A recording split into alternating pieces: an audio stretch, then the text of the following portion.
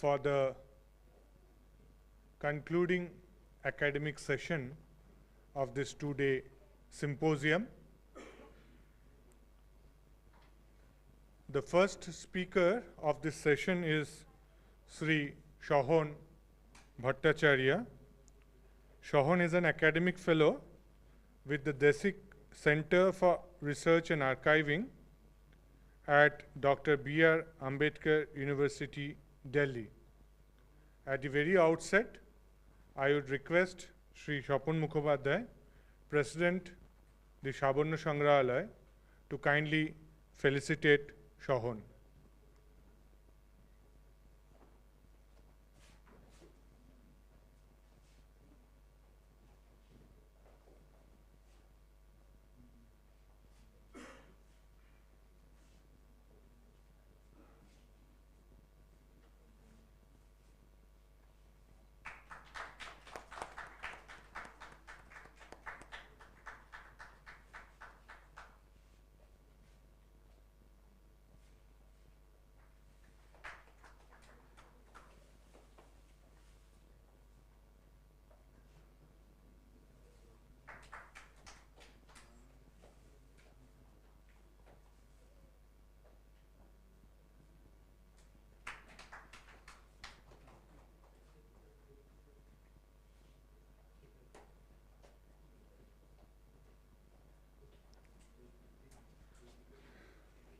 We are delighted that we organized this seminar at a very short notice. We are grateful to every speaker who readily accepted to our request in spite of their very busy schedule and agreed to come here. We are especially grateful to Shohon for agreeing to come over all the way to Delhi and giving this seminar a national character. Shohon will be speaking in English, and his topic is Tracing the Evolution of Durga Puja in Bengal, an overview of the Nibandas. Shohon.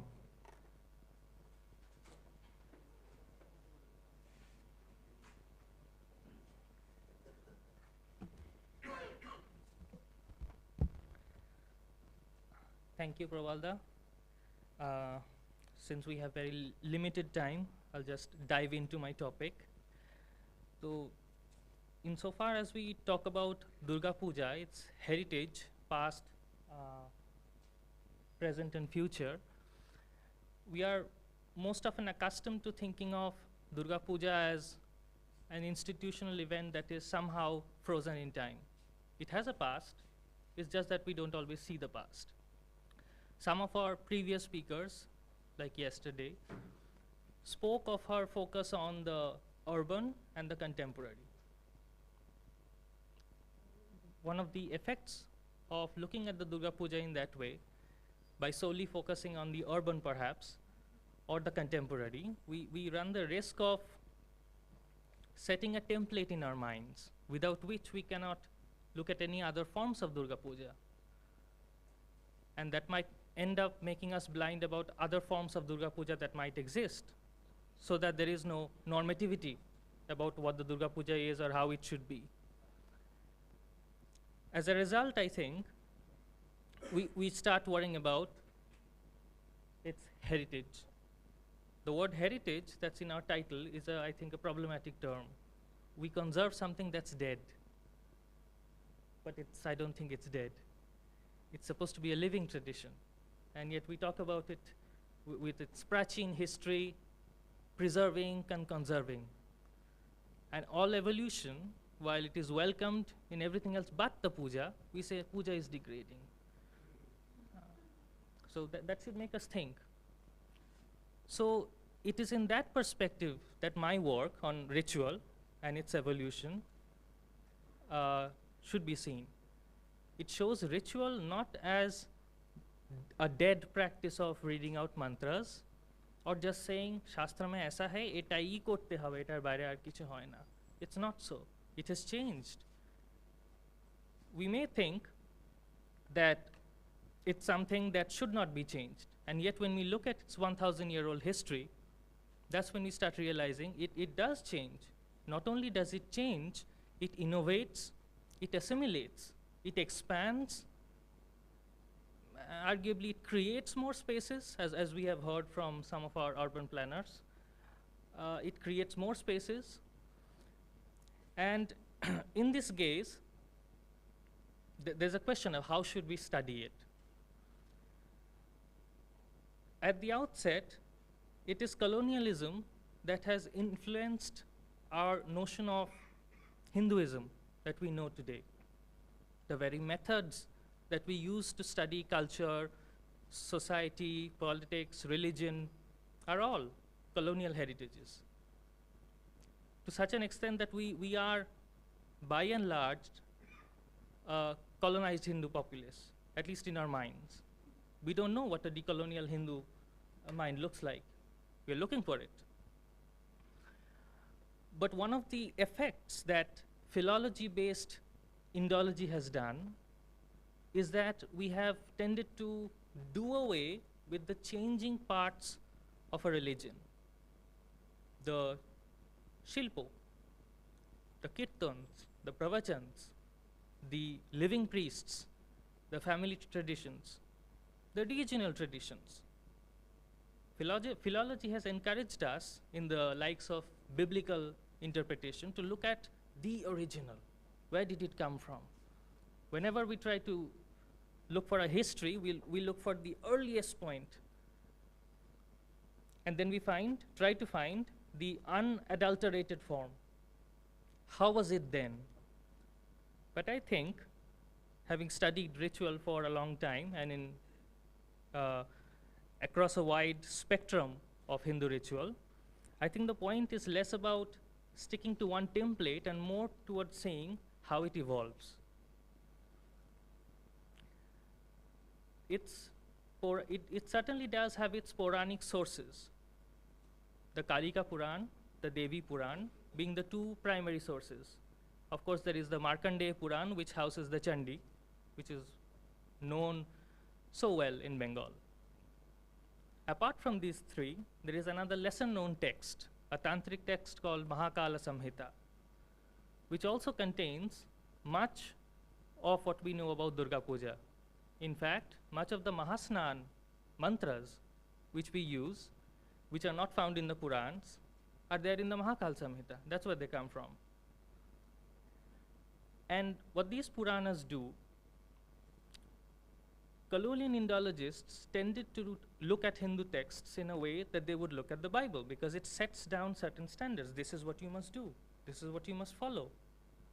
Whereas in reality, the composition of the Puranas were more about compilations on what existed at the time. They were not really setting down normative considerations. So when they're saying ki the Brahmin should do this, it's less of a directive and more of a observation that we see the Brahmin doing this, therefore we surmise this is what he does. Apart from these, there is a question of regional variation in ritual traditions. Now, this is something I feel that this conference is at the risk of missing because of its unique focus on Kolkata and its Durga Puja heritage. That's of course an important part of it. Durga Puja has become global through Bengal, through Kolkata, but beyond Kolkata there is another puja. Some parts of it has been influenced by Kolkata, but beyond Kolkata, there are the smaller pujas, which perhaps are not worthy of mention because they do not have high art, they do not have great art, nor great idols or great budgets. They are simply small family pujas, easily forgotten. And yet, they are integral for the survival, a 1,000-year-old tradition. There are many who say that the puja as we see it today is not old, not prachin, as one of our speakers said, barely 500 years. In this form, I would add to that it may so be, it may be so perceived only if you think that this is the template. If you're looking for that kind of scale and go back 800 years, you're not going to find it. So the question is, what shall we look for? It's not about where do we look, but what are we looking for? Will we know it once we see it? Utsav. You can look for a festival. The larger the space, the larger the budget, the larger the utsav.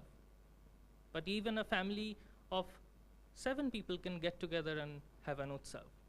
These dimensions, I think, these intersections between the urban and the rural matter when we are trying to study an institution like that of the Durga Puja. And that is, I think, the word we should use instead of heritage. It's an institution. Another fallout of focusing solely on the city or only the contemporary, as one of our speakers yesterday took the example, is that she was forced to say that I am looking at religion only from a civic point, not a religious point. And the reasoning that she used was, I think it's inclusive, it's secular. That's a good point. But then again, yesterday another of speakers, the monk, the Swamiji from Belur, he added that there is dharma, artha, kama and moksha. Which means that as long as we are bound by Western epistemological methods, we will continue to see religion in a very narrow way. So religion is only 1/4 of what we actually mean by dharma, artha, kama and moksha. So the people who are involved in the pandal making, the informal economy, I think one of you mentioned that 80% of the informal economy of Kolkata is based around the Durga Puja. That too is part of Durga Puja. It doesn't mean that we have to dumb it down or secularize it or say, no, let's not do the religion part. But I think what we really mean to say is, it's not the confessional part. Even in the inner sanctum of the Durga Puja, we are not asked, "Tumi ki Durga bishwash karo?" The true answer is, it doesn't matter. That's not what we are doing. It's not about belief anymore. In many ways, Western individualism forces us to think of ourselves as individuals broken off from collectives, from lineages, from traditions. And only in that alienation, we begin to question, do I believe in it? Whereas in paramparas, it doesn't really matter. Just in the same way, in a family, when we say, you have parents, you have cousins, and they are part of you. You are never asked. You could always become a skeptic and ask a DNA test from your parents. You could do that. You would be an empirical. Dare I say you would be called progressive. But that's not really the point of family.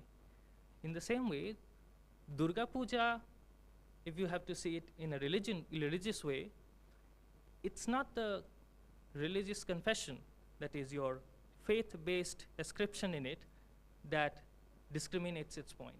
Dharma is its essence, whether you choose to study it or not. But this is also a fallout, as I said, of certain kinds of methods, which are Eurocentric in nature. Because they arose out of the European modern context, their very gaze is, at the same time, imperialist and alienating, in the sense that they other whatever they're looking at. What is an example of this? When we try to ask questions like, is the Durga Puja a social phenomenon, or is it a cultural phenomenon, or is it a socio-cultural phenomenon? These divisions that we draw, these disciplinary divisions, or when we double-barrel them, socio-cultural or political, Durga Puja transcends all these boundaries. These are disciplinary boundaries. These exist only in the lenses of academics, not in the reality that we are studying.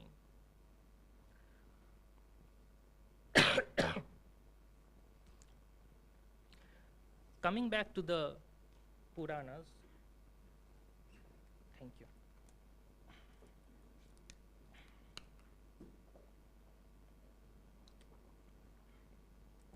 Coming back to the Nibandhas, one must ask, why were the Nibandhas written in the first place? If we did already have the Puranas, then why not just follow them? We could just simply follow them like we follow the Bible. Would it be as simple as that?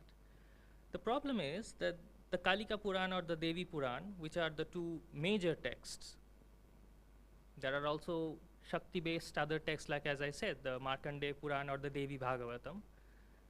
But insofar as religious praxis in Eastern India is concerned, it is these two that take the greater relevance. Devi Puran is still more, has a Himachal Pradesh-based locus, but it is Kalika Puran which dominates Eastern India, especially with an eye on Kamakhya.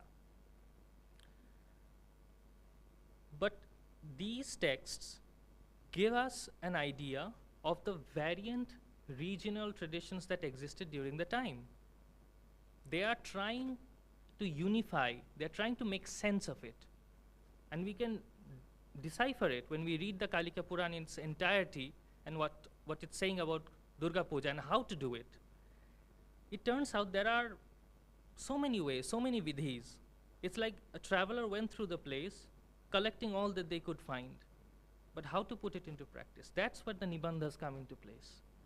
Nibandhas are directed texts written by Pandits in their respective pathshalas. They were not setting down directives as such, again, not like the Bible or anything. They are setting out clarificatory texts so that we don't get contradictions or confusions later on. Some of these examples being Jimuta Vahana's Durgotsav Karya, written sometime in the 11th or 12th century. And continuing with Shulapani, also of the same time, Vachaspati Mishra, Srinathacharya, and of course the more well-known Raghunath Bhattacharya's Durgarchan Paddhati. What they are doing is that they're distilling, almost like culling through the Puranas, the texts, and figuring out all the pramanas and vidhis that are scattered about the Puran. Because if we look at the Kalika Puran, it's not a text that's centered on the Durga Puja as such. That's where Prayog Shastra comes in. Prayog Shastra is a discipline of the Shastras which focuses on Prayog, rituals. जिसको कर्मकांड भी कहते हैं, पौरोहित्य वाला है. After colonization, we do not see it as a viable profession. Karu daya dakshinne thaka mane is a bad thing. We do not see it in a positive light anymore. You cannot really say, boro hai purohit hote chai.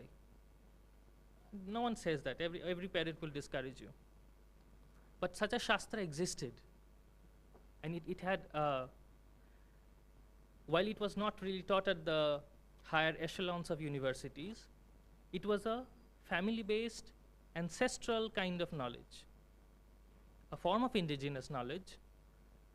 Some scholars of the decoloniality school, like Walter Mignolo, have called this ancestral knowledges, which were significantly uprooted during the colonial regime by moving to a more Western-focused education based on colleges and schools and universities, thereby breaking the parampara-based transmission of knowledge.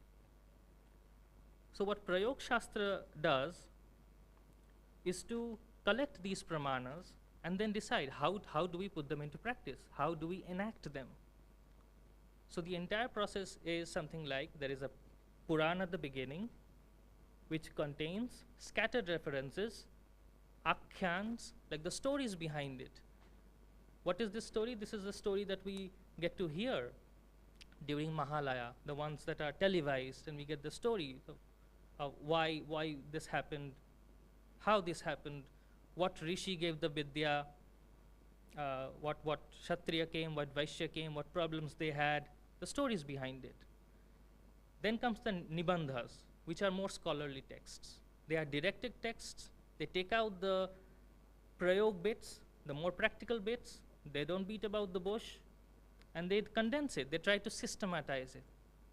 That's the element of Prayog Shastra. Prayog Shastra is a systematization of ritual. There are certain rules that are used, and there are certain rules that are not done.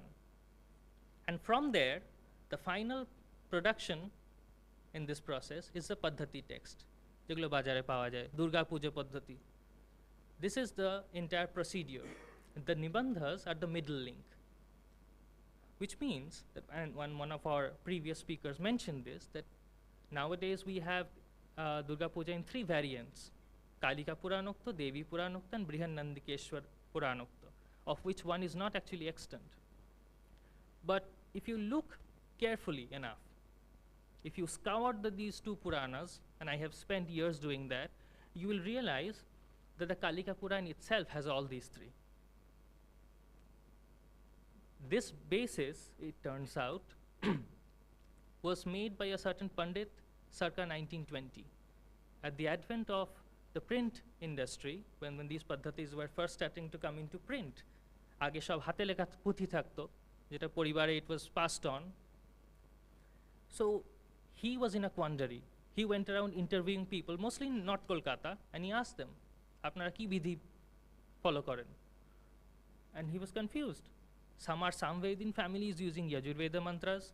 Some are following Kalika Purana paddhatis, lekin with the Devi Puran ka mool mantra. It was very confusing. So he tried his best. His name is slipping me right now. But he tried his best, and he tried to make a systematized form, and he said that there are 3 groups roughly that I can see. One is roughly based on the Kalika Puran.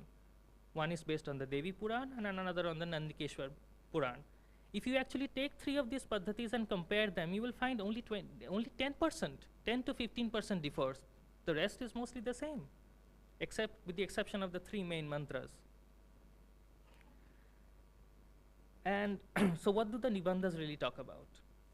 If we have to take an example, the Nibandhas, like the Vedas, are very terse. They are short texts. So if we take Jimutavahana's Kala Vivek, how much time do I have? 10 minutes, take it. Jimutavahana's Kala Vivek, written sometime in the 11th to 12th century.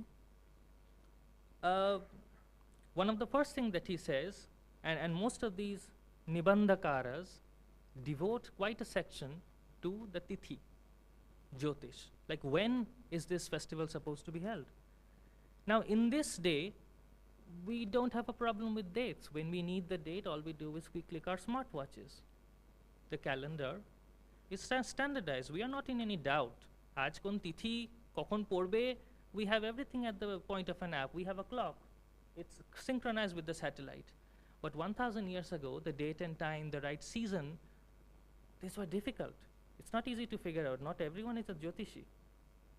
So there's a complex regulation governing when you can do it. My previous speaker, Dr. Dilip Panda, already explained how the rule of Shashti Bodhan is determined. And we know this. Sometimes pujo panchami shandha ditiya shuru hoy, kakhono shoshti theke hoy. But why? These minor reasonings are set down by the Nibandhakaras. They are not found in the Puranas. Because clashes happen. Sometimes shoshti tithi thake na, shoshtir din. Age piche hoy. So all these variations, in case A we do this, in case B we do this, in case 3 we do this. This is what the Nibandhas do. Then they move on to the specifics of the puja itself. They don't describe it in as detail as a paddhati, because the paddhati is the final form.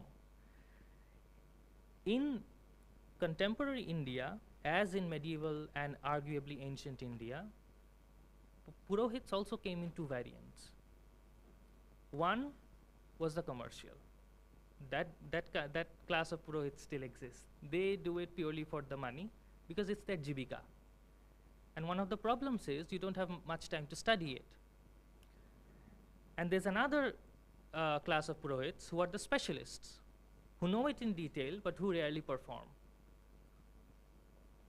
And most of the time, when the former gets stuck with a point, they have to go to the specialist.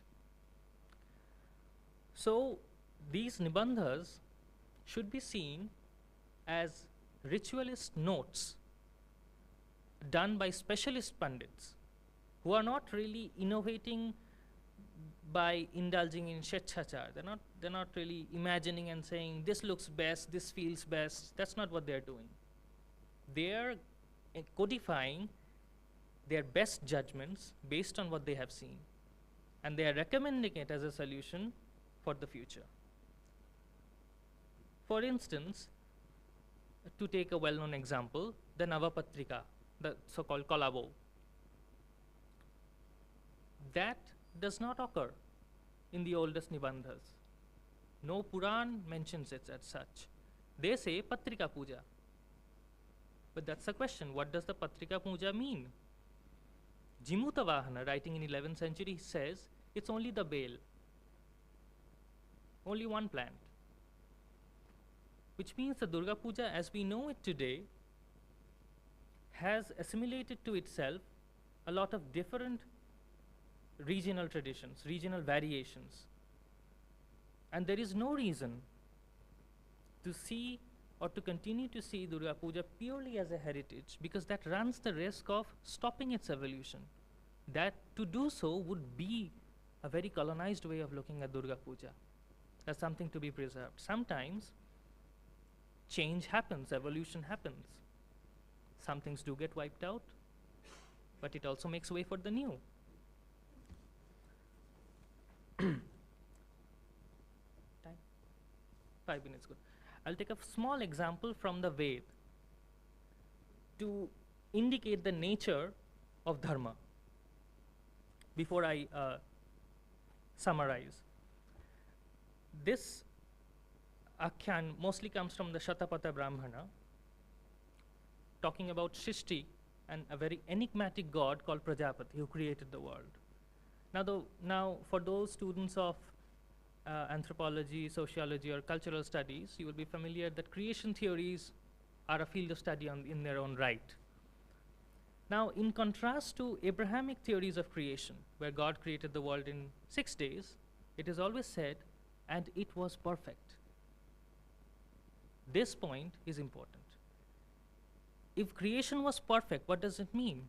It means you, as man, have nothing else to add. This creation, as it is perfect. All you have to do is obey it. Therefore, its religious text is, these are the codes of conduct. You follow it. The universe is in order. Shatapatha, we also have many creation theories. We have multiple ones. But the one I'm interested in from the Shatapatha Brahmana is a very interesting one. Prajapati is trying to create the world. He's not very good at it. In fact, Brahma is a very inefficient creator. He is bungling things. He's messing it up. দেখা যাচ্ছে বারবার সৃষ্টি করার চেষ্টা হচ্ছে, and then সৃষ্টির কি হচ্ছে? বিসৃজিত, বিসর্জন হয়ে যাচ্ছে, তলিয়ে যাচ্ছে. It's not sticking. Something's wrong. So the rishis and the gods, they come together and they said, we'll help you. So they take up 3 large pegs, shonku, perek type, and they stab it into the heart of creation, and creation stabilized. Now that's a fanciful story, but there's a moral to it. It means that creation as it is subject to dissolution. Its natural tendency is to decline. Yada yada dharmasya glanir bhavati. It's not something jeta automatic thik thakbe. It needs human and daiva intervention, which means this world is not perfect. That is the essence of Hindu Vedic creation. That creation as it is not perfect. It needs human intervention. It needs you to work if it is to sustain. And through this formation and reformation, dharma survives. And the same must be said of Durga Puja in any endeavor to study it formally. And I will summarize now. I think I have 2 or 3 minutes. Okay. So,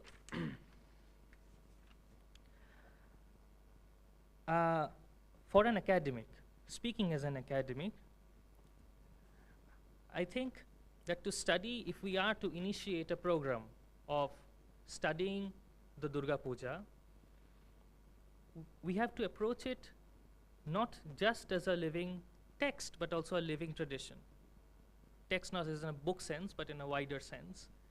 Something that cuts across not just Bengal, not the borders of modern West Bengal, but the whole of Eastern Indian region as well.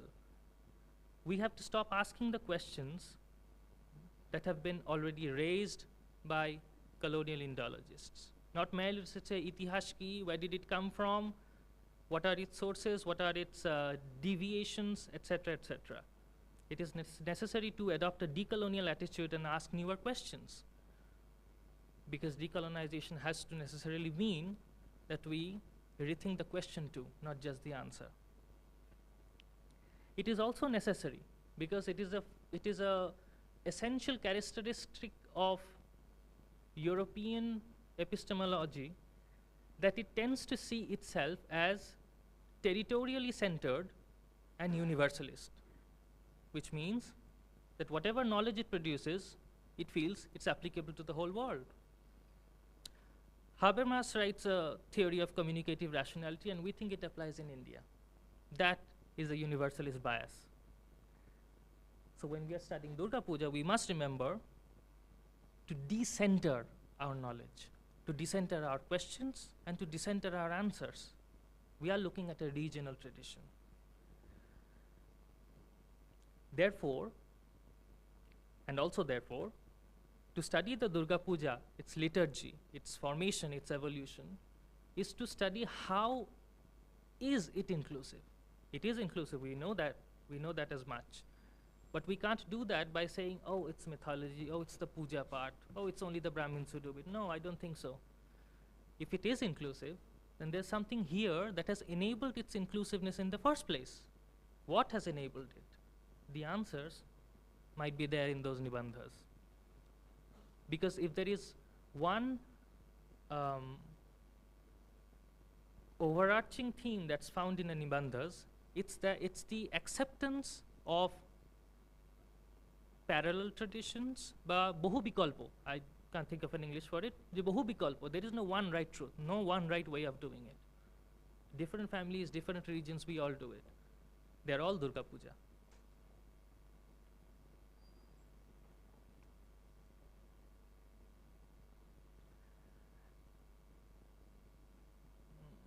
I think that concludes most of the points I wanted to make.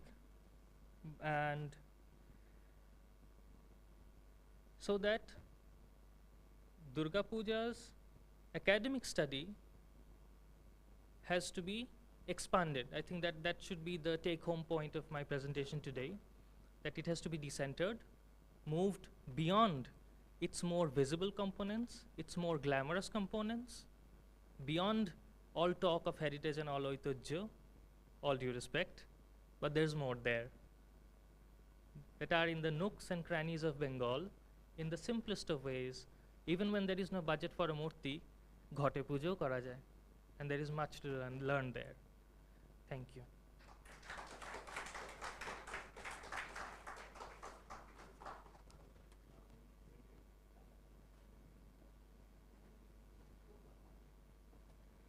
So the themes that Shohan suggested to us perhaps calls for a wider seminar, wider discussion on decoloniality and decolonization. I am reminded of two things. I don't know if Shohan will agree with me. In India, we had this tradition that Shiksha was Vritti. Shiksha was available for all, but Vidya was Bhushanam. Vidya was not for all. And there is something unique about Vidya which we have used in the logo, new logo of our new center, Vidya Dadati Vinayam.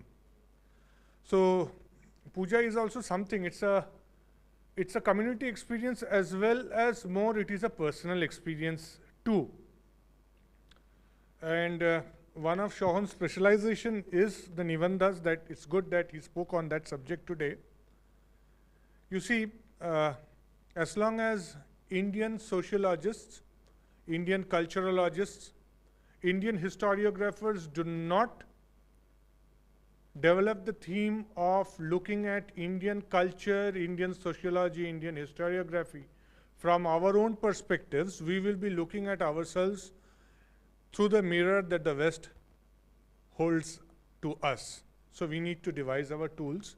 It's high time that we devise those tools and we look at ourselves in the mirror we wish to look at ourselves. And that's a beginning point that I think Shohan has very strongly advocated for. But I just want to offer a clarification. When we devised this theme, I would not go into the debate of the word, the philological significance of the word heritage and all that. But when I think of Durga Puja, I necessarily do not ever think of Durga Puja of Kolkata. I think of Durga Puja in the broadest, expansive way. And I think of Durga Puja, when I think of the Nivandas, I do not think exclusively of Raghunandan or Vidyapati. Vidyapati is from Mithila. I do think of the Kamrupi and Nivandas also, which direct the Durga Pujas in the Assam region. And I also do not go by this logic that this one family did the first Durga Puja or my family did the first Durga Puja. These arguments are not possible because this is a long continuing running tradition and we are all equal shareholders. A 7-member family doing a utsav is an equal shareholder in this heritage as equal shareholder is a big Sarvajanin, big budget puja. And frankly speaking, I find it, though Tapatidi is not here today, I find the UNESCO tagging of Kolkata's Durga Puja a bit problematic. Because Durga Puja is a much wider thing, but why this specialization to Kolkata's Durga Puja alone? Where is the share of, why would Kolkata alone eat the pie every time? There are greater Thakudalans away from Kolkata. Even you see the largest Thakudalans are away from Kolkata, and there are regions away from Kolkata which were prosperous before the colonial Kolkata. If the British had not come to Kolkata, Kolkata perhaps would not have much of a history today. These are other topics. We'll quickly go to the next presentation of the day today. We have young speakers lined up for the second session. So now I would invite another young friend of mine, Sri Hali Goswami. Hali is trained as a lawyer, but he doesn't practice law. He practices art, sculpture. He's also an independent researcher, and he has come to us in the midst of all his work. He is making his own Durga Murti. So he is the artist for his own Durga Puja. He is the priest for his own Durga Puja. So he is also, if I can use the Bengali word, the Baja Sarkar also for his own Durga Puja. So we are extremely grateful to him that he could find time and come and join us. Hali, please. We'll do the, you have photographs to show. Before that, may I request Sri Shapon Mukhopadhyay, President of the SABORNO SANGRAHALAY, to kindly formally felicitate Sri Hali Goswami.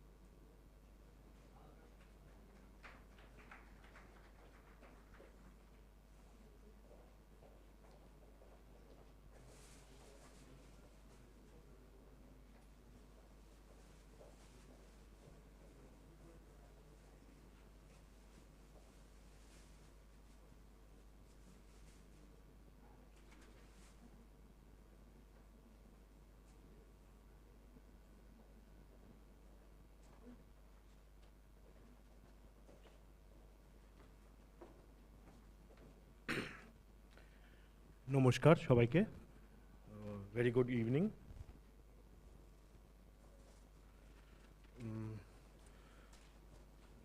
খুব সবাইকে ধন্যবাদ, ইউনিভার্সিটির উপাচার্য, সবাই গণ্যমান্য ব্যক্তি যারা রয়েছেন সবার থেকে প্রচুর শিখলাম সারাদিন। তো আমার প্রেজেন্টেশনটা একটু হয়তো ইংলিশ বাংলা মিলিয়ে হতে পারে, যেহেতু আমি লিখে এনেছি ইংলিশে, এখন বাংলায় বলছি, সেটা একটু মার্জনা করে দেবেন। আর আমি যেটা নিয়ে বলবো সেটা হচ্ছে অরিজিন অ্যান্ড ইভলিউশন অফ প্রতিমা শিল্প ইন বেঙ্গল। কেননা বাংলার প্রতিমা শিল্প নিয়ে খুব চর্চা খুব কম হয়েছে, মানে হয়নি প্রায় বলা যেতে পারে, অ্যাজ অ্যান আর্ট এবং তার ইতিহাস, সেইটাকে একটুখানি ফোকাস করার চেষ্টা করব। তো এখানে অনেকগুলো প্রশ্ন উঠে যায় যে কত প্রাচীন এই পরম্পরাটা, বাংলায় মাটির প্রতিমা তৈরি করে কতদিন ধরে চলছে। দ্বিতীয় কথা হচ্ছে এটা কি শুধুই বাংলার পরম্পরা, নাকি এর একটা প্যান ইন্ডিয়ান একটা কোনো প্রেজেন্স ছিল, বিভিন্ন জায়গায় ছিল। এবার এখানে আমরা জানি গণেশ উৎসব হয় ইত্যাদি হয়, কিন্তু গণেশ উৎসবের এত বড় প্রতিমা নির্মাণ করার যে পরম্পরাটা, এটা লোকমান্য তিলকের পরবর্তীকালের তার আগে ব্রতের আকারে ছোট্ট মূর্তিতে হতো। সুতরাং এই পরম্পরাটা খুব প্রাচীন নয়। বৃহৎ আকারে বড় শৈলীতে বড় স্টাইলে প্রতিমা নির্মাণ করা বাংলার নিজস্ব জিনিস, কিন্তু নিজস্ব জিনিস হলে সেটা কত প্রাচীন। তো এই প্রতিমা শিল্পটা বাংলাতে স্ফুরণ ঘটার পেছনে একটা যেটা ছিল, সেটা বাংলার নিজস্ব টোপোগ্রাফি। কেন বাংলা নদীমাতৃক দেশ, যদিও পূর্ব বাংলার অধিকাংশ নদীটাই আজ বাদ পড়ে গেছে, কিন্তু বাংলা বললে তো বাংলাদেশ, বাংলা ঝাড়খণ্ডের কিছু অংশ, একটা বিশাল অংশকে নিয়ে তো ভাবতে হবে। তো সেই নদীর অ্যালুভিয়াল সিল্ট, যে নদীর যে মাটি, নরম পলি মাটির এত অ্যাবান্ডেন্স ছিল, সেইটাকে দিয়ে এই প্রতিমা করাটা খুব সহজ হয়েছে। এবং আমরা মূল দেবী মাহাত্ম্যে চণ্ডীতেও কিন্তু আমরা এটা নিয়েও একটু আগে আজকে এতেই সেশনে আলোচনা হলো যে সুরত রাজা সমাধি বৈশ্য কিন্তু চণ্ডীর শেষে তারা কিন্তু মাটির প্রতিমা তৈরি করেই পূজা করছেন। নদী পুলিনে মাটির প্রতিমা তৈরি করে তারপরে পূজা হচ্ছে। তো শাস্ত্রে বলছে যে কয়েক ধরনের প্রতিমা আছে, শৈলী, দারুময়ী, লৌহি, লেপিয়া আছে সৈকতি, মনোময়ী, মণিময়ী, প্রতিমাষ্টবেধা স্মৃতা। তো তাতে শৈলী পাথরের, দারুময়ী কাঠের, লৌহি লোহা বা ধাতুর, লেপ্যা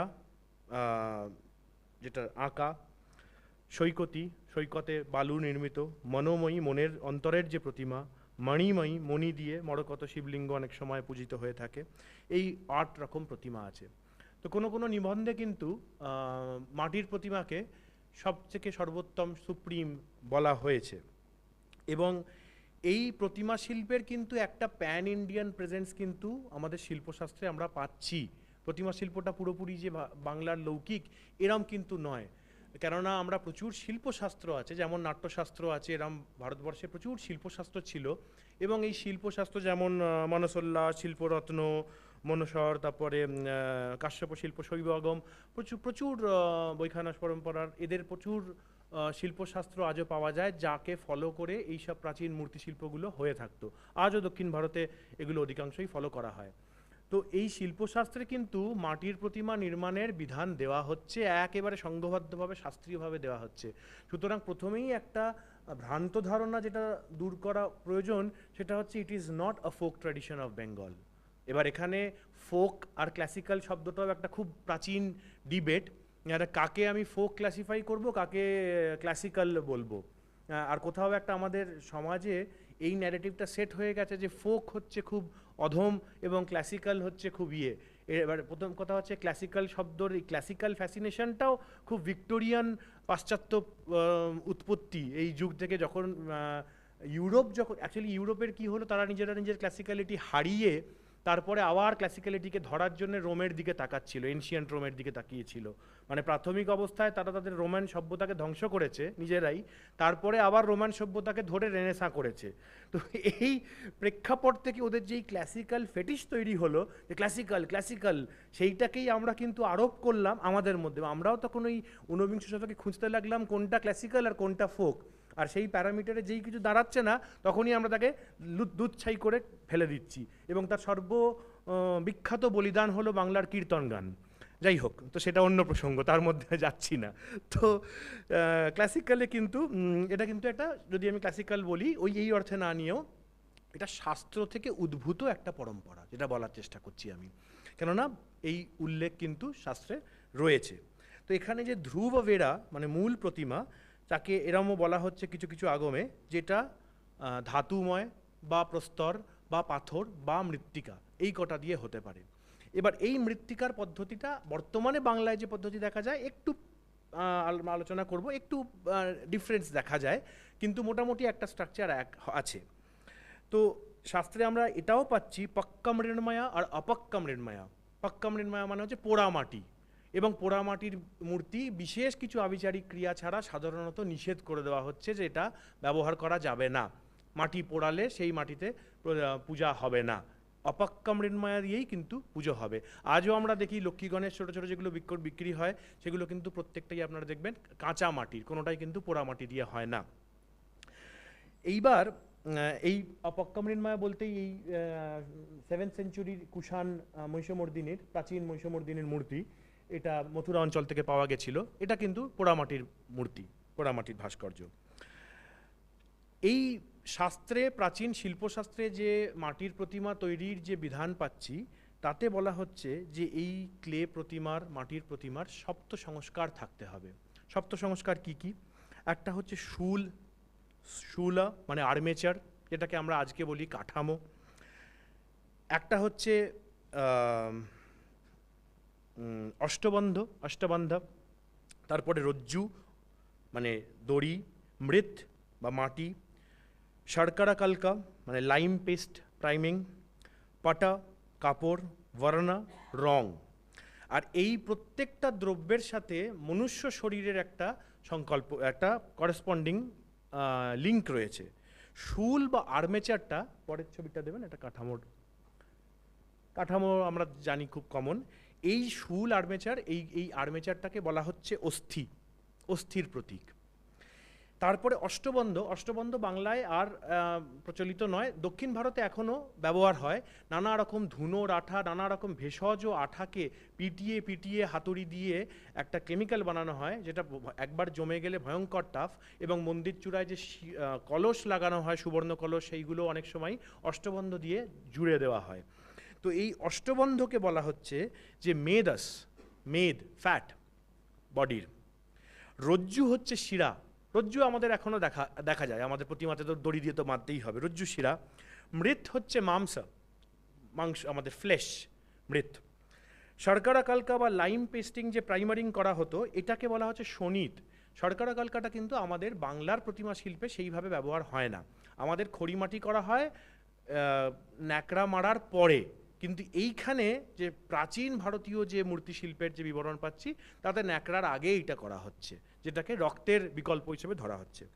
তারপরে আছে পাটা, যেটা হচ্ছে ত্বক, আমাদের স্কিন।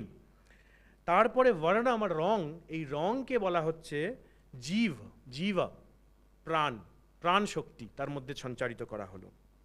আর এই যে 7খানা ধাপ, এটাকে বলা হচ্ছে সপ্তবর্ণ মূর্তি। তো এই সপ্ত সংস্কার, আর এই জিনিসটা কিন্তু পুরীর মন্দিরে আপনারা দেখবেন, জগন্নাথের যখন দারু বিগ্রহ নির্মাণ হয়, সেখানেও কিন্তু এই সপ্তাবরণ মূর্তি ওরা বলে। জগন্নাথের ওপরে নানা রকম লেপ দিয়ে, ধুনো ডাঁঠা, চন্দন, রেশম বস্ত্র দিয়ে একটা দড়ি দিয়ে একটা করে লেপ দেওয়া হয়, নিয়ে মনুষ্য শরীরের একটা রিপ্রেজেন্টেটিভ তৈরি করা হয়। এই ধরনের প্রতিমা কিন্তু আজও কিছু কিছু জায়গায় রয়েছে। খুব বিখ্যাত এক্সাম্পল হচ্ছে শ্রীরঙ্গমের রঙ্গনাথের যে বিগ্রহ, সেটি কিন্তু পাথরের বিগ্রহ নয়, বিশাল বিগ্রহ, সেটা কিন্তু এই জাতীয় স্টাকোর কাজ। এটাকে স্টাকো বলছে ইংলিশে, এটার মানে ইংলিশ ট্রান্সলেশনটা স্টাকো করা হয়েছে। কিন্তু স্টাকো বলতে আমরা যে বাংলার কলোনিয়াল পঙ্খের কাজ বুঝি, চুনসুরকি স্টাকো বুঝি আমরা, সেই স্টাকো কিন্তু রঙ্গনাথের মূর্তিতে ইউজ হয়নি। রঙ্গনাথের মূর্তিতে কিন্তু এই জাতীয় ভেষজ দ্রব্য দিয়ে বিশেষভাবে এই মূর্তি বানানো হয়েছে, এবং সেটা এখনও মন্দিরের মূল বিগ্রহ রূপে পূজা হচ্ছে। এবং গান্ধারে, মানে বর্তমান আফগানিস্তান পাকিস্তানের পশ্চিম প্রান্ত, গান্ধারের যে গান্ধার শিল্প ছিল, সেখানেও কিন্তু এই রকমভাবে মূর্তি তৈরি হতো, স্টাকো দিয়ে ছাঁচে ফেলে। আজকের মতো কিন্তু প্রচুর মূর্তি, শুধু পাথরের না, গান্ধারের প্রচুর স্টাকোর কাজ পাওয়া গেছে। এবং এই শুলের কি কি কাঠ ইউজ হবে, সেটাও শাস্ত্র নির্দিষ্ট করে দিচ্ছে। শাস্ত্র বলছে চন্দন, চম্পক, রক্তচন্দন, শাল, খদির, অর্জুন, আমরকা মানে আম, সপ্তপর্ণ, এইরকম কাঠ, আরও ইত্যাদি কাঠ রয়েছে। এরকম কাঠ দিয়ে তার আর্মেচার তৈরি হবে। বর্তমানে বাংলায় আমরা দেখি যে কাঠ দিয়ে তৈরি হচ্ছে, এগুলো পাওয়া যায় না। মূলত আগেকার দিনে যেটা হতো, যে গড়ান কাঠ বা এই জাতীয় শাল কাঠ, এই কাঠের কাঠামো হতো। আর কাঠামো তো ভাসিয়ে দেওয়ার রেওয়াজ তো ছিল না, কোনো দিনই ছিল না। কমার্শিয়ালাইজেশন যবে থেকে শুরু হলো, তবে থেকে কাঠামো ভাসিয়ে দিয়ে পরের বছর নতুন করে করা। কিছু বাড়ি অবশ্য ব্যতিক্রম আছে, যেমন শোভাবাজার রাজবাড়িতে নতুন করে তৈরি হয়, কিন্তু সচরাচর সব জায়গাতেই কাঠামো প্রিজার্ভ করা হতো। তার একটা ব্যাখ্যা হয়তো এটা হতে পারে যে এই শাস্ত্রে কিন্তু এই মূল যে শুলের যে মূল স্তম্ভ, তাকে বলা হচ্ছে ব্রহ্মদণ্ড। ঠিক আছে, এবার এই ব্রহ্মদণ্ড যে বলা হচ্ছে, কথাটার মধ্যে একটা খুব কাব্যিকতা রয়েছে। ব্রহ্ম যেমন সৃষ্টির কেন্দ্রস্থলে পুরোটাকে নিয়ে আবর্ত করে ধরে রাখছে সৃষ্টিকে, যেন বিগ্রহের যেন কাঠামোটার মধ্যে একদম মূল খুঁটি রূপে যেন সেই কাঠটি থাকছে। তো হতে পারে এই ব্রহ্মদণ্ডেরই কোনো রকম প্রাচীন ভারতবর্ষের ব্রহ্মদণ্ডের কোনো কনসেপ্ট, কোনো স্মৃতি আমাদের কাঠামোর মধ্যে বাংলায় রয়ে গেছিলো, সেই জন্য কাঠামো রেখে দেওয়ার একটা চল আছে। এবং যেখানে যেখানে কাঠামো রাখা থাকে আপনি দেখবেন দেবী জ্ঞানে পূজা হয় ধানেতে, এবং কালীর ক্ষেত্রে আবার অমাবস্যায় বিশেষ পূজাও হয়, মানত করে, তো এইটা কিন্তু হয়ে থাকে। এরপরে 3 ধরনের মাটির কথা শাস্ত্র বলছে, জাঙ্গালা, অনুপা আর মিশ্রা। জাঙ্গালা হচ্ছে অ্যারিড ড্রাই, অনুপা হচ্ছে ড্যাম্প, আর মিশ্রা হচ্ছে মিক্সড। বাংলার পরম্পরাতেও আমরা 3 ধরনের মাটি ব্যবহার করি। একটাকে বলা হয় যে এঁটেল মাটি, বেলে মাটি আর দোআঁশ মাটি। এঁটেল মাটিটা চিটচিটে অত্যন্ত শক্ত, দোআঁশ মাটিটা আরেকটু বালির ভাগটা বেশি, আর এই দুটো মাটিকে মিশিয়ে যেটা তৈরি হয় সেটাকে দোআঁশ মাটি বলা হয়। তো এছাড়া আমাদের আরেকটা যেটা ছিল পরম্পরা প্রাচীন ভারতবর্ষে, সেটা আজ লুপ্ত হয়ে গেছে। এটা চিত্রশিল্পীর ক্ষেত্রেও ছিল, প্রতিমা শিল্পের ক্ষেত্রেও ছিল, সেটা তালমান। তো তাল মানে আক্ষরিক অর্থে হচ্ছে করতল, করতলের মাপে হবে। মানে আমাদের আর্টের স্টুডেন্টরা জানবেন যে একটা মাথার পরিমাণ সেটা 7খানা বডির পরিমাণ, এইরকম করে বডির একটা মেজারমেন্ট, বিন্যাস, যার মাধ্যমে প্রপারলি একটা স্ট্রাকচারকে ধরা যায়। তাল মান ঠিক না হলে সেই বিগ্রহ অপূজ্য। কিন্তু এইটা পরম্পরাটা কিন্তু বর্তমানে বিলুপ্ত হয়ে গেছে। তবে আমরা বাংলাতে বিলুপ্ত হয়ে গেছে, তবে আমরা অনুমান করতে পারি যে বাংলাতে অতি অবশ্যই পরম্পরা ছিল। কেননা বাংলার যে শিল্প, পালসেন যুগের শিল্প যে জায়গাতে আজও চলছে, যেমন যথা তিব্বত বা পাহাড়ি পার্বত্য প্রদেশে পালসেন যুগের শিল্পরই তো কন্টিনিউয়েশন আজও চলছে, সেখানে কিন্তু তাল মান একদম পুঙ্খানুপুঙ্খভাবে মানা হয়। একেবারে মেজারমেন্ট করে ছাড়া ছবি আঁকা হয় না বা ভাস্কর্য করা হয় না।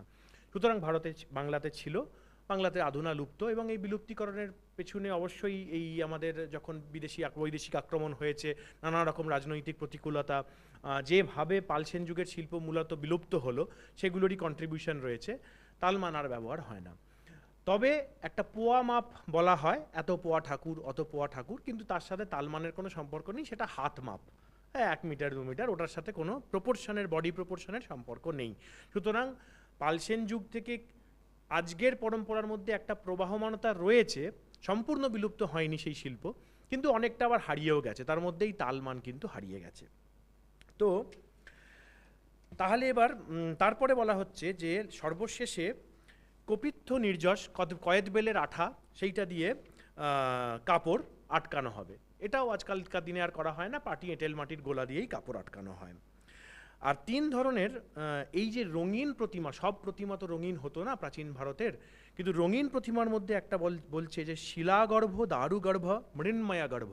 মানে যে রঙিন প্রতিমার ভেতরটা হচ্ছে শিলা দিয়ে তৈরি, মানে পাথরের প্রতিমা, ওপরটা রং, একটা দারুগর্ভ মানে ভেতরটা কাঠ, বাইরের রং, আর একটা মৃন্ময়া যেটা আমরা দেখি।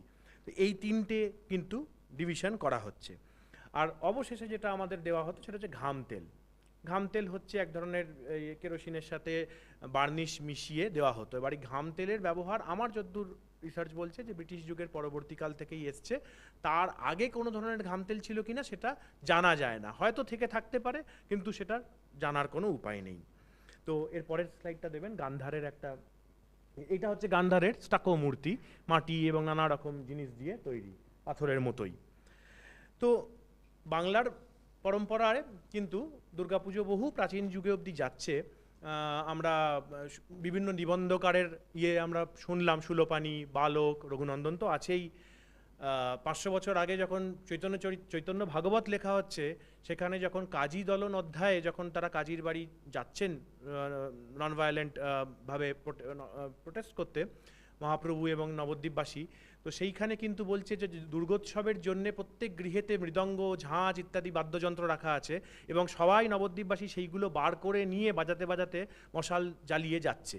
সুতরাং এই দুর্গোৎসবের সার্বজনীনত্ব চেহারাটা কিন্তু চৈতন্য ভাগবত যখন লেখা হচ্ছে ততদিনে অলরেডি এস্টাবলিশড। আর এছাড়া আমরা সবাই জানি যে নিমাই পণ্ডিত তো চণ্ডীমণ্ডপেই তার পাঠশালা খুলেছিল, তো এটাও একটা ব্যাপার। তো বহু আগে এই বিভিন্ন নিবন্ধকারের থেকে আমরা মোটামুটি পালসেন যুগ বা সেন যুগ থেকেই কিন্তু দুর্গাপুজোর স্ট্রাকচারটা পেয়ে যাই। হ্যাঁ, অবশ্যই কিছু বিবর্তন হয়েছে, প্রতিমার কাঠামোয় কিছু দেবতা এসছে, কিছু দেবতা গেছে। আর আরেকটা জিনিস হচ্ছে প্রতিমার কাঠামোর কিন্তু স্ট্যান্ডার্ডাইজেশন প্রাচীন বাংলায় ছিল না। মানে স্ট্যান্ডার্ডাইজেশন মানে আমি যেটা বলার চেষ্টা করছি, সেটা হচ্ছে আজকে যেমন মাথার ওপরে শিবের ছবি থাকবে, ডাইনে বাঁয়ে লক্ষ্মী গণেশ, এদিকে একদম শেষ, এর কোনো অন্যথা নেই, নতুন করে কোথাও পুজো অন্যরকমভাবে স্টার্ট হয় না। সেই যুগে কিন্তু বিভিন্ন রকমভাবে বিভিন্ন প্রতিমা পূজা হতো, নানা রকম পারমিউটেশন কম্বিনেশনে হতো, বহু পুতুল থাকতো, জয়া বিজয়া থাকতো, আজও জয়া বিজয়া দেখা যায়, কোথাও কার্তিক গণেশ নিচে নেমে গেল, লক্ষ্মী ওপরে উঠে গেল, লক্ষ্মী সরস্বতী নিচে নেমে গেল, মাথার ওপরে শিবের নন্দীভৃঙ্গির আস্ত প্রতিমা হতো, অনেক রকম হতো। এই হেটেরোডক্স কালচারটাকে কিন্তু একটা হোমোজিনিফাই করে ফেলেছে বর্তমান যুগে। লাস্ট 100 বছরে এটা খুব বেশি মাত্রায় হয়েছে, যেটা কিন্তু দুর্গোৎসব সংস্কৃতির ক্ষতি করেছে। সেটা পূজা পদ্ধতিতেও হয়েছে, আর প্রতিমা শিল্পের ক্ষেত্রেও হয়েছে, যে একই রকম একটা ধরা বাঁধা ছাদে যে হয়ে গেছে। এই যে মুখা পুজো, যে খালি মুখ দিয়ে পুজো হচ্ছে বীরভূমে, পটে পুজো হচ্ছে, এইগুলো হারাতে বসেছে, মানে হারাবেই, এ অবধারিত দুর্ভাগ্য। মানে 50-100 বছরের মধ্যে এগুলো নির্মূল হয়ে যাবে, পড়ে থাকবে খালি প্রতিমা আর যার কোনো বৈচিত্র্য নেই। ঠিক আছে, তো অত্যন্ত দুর্ভাগ্যের কথা। তো যাই হোক, তো সুতরাং এটা বলা যেতেই পারে যে প্রতিমা পুজো কিন্তু সেই সময় থেকেই চলছে। আর তার একটা বড় ইন্টারনাল এভিডেন্স যেটা আমরা ইতিহাসের ভাষায় বলি, সেটা হচ্ছে দুর্গা উৎসবের যে ধ্যান, যে ধ্যানে দুর্গাপূজা হচ্ছে, জটাজুট সমায়ুক্তাম অর্ধেন্দ্রকৃত শেখরাম লোচনাত্র সংযুক্তাং পূর্ণেন্দু সদৃশ নানা নাম, এই ধ্যানের সাথে কিন্তু পালসেন যুগের প্রতিমা মোটামুটি মিলে যাচ্ছে। কিছু ব্যতিক্রম থাকছে, কিন্তু মোটামুটি আপনি যদি দেখেন সেই ত্রিভঙ্গে দাঁড়িয়ে আছে, মাথা হেলিয়ে, অস্ত্রগুলোও পুরোপুরি মিলে যাচ্ছে। সুতরাং এই ধ্যানটারও অ্যান্টিকুইটি প্রতিপন্ন হচ্ছে, এবং ওই পালসেন যুগের মূর্তিকাররাও এই ধ্যান মেনেই পুজো করেছেন, সেটাও প্রতিপন্ন হচ্ছে, এস্টাবলিশড হচ্ছে। এইটা আনঅ্যাম্বিগুয়াসলি, আরও রিজন আছে, কিন্তু এটা কিন্তু খুব unambiguously it establishes the fact that প্রতিমা making goes back at least 1000 years। ঠিক আছে, এটা নিয়ে কোনো সন্দেহ নেই। পালসেন যুগ it's a legacy of the classical Bengal. আবার ক্লাসিক্যালকে আমি লঘু অর্থে বলছি। ঠিক আছে, তো এইবার কথা হচ্ছে যে তবে হ্যাঁ, এই প্রতিমা পুজোর বাড়বাড়ন্ত কিন্তু মুসলমান আক্রমণের পরে হয়েছে, এবং তার একটা থিওরি এটা আছে, এটা প্রমাণ সাপেক্ষ, কেন ইতিহাসের কিছু কিছু ছিন্ন সূত্রকে খানিকটা অনুমান ভিত্তিক করে নিতে হয়।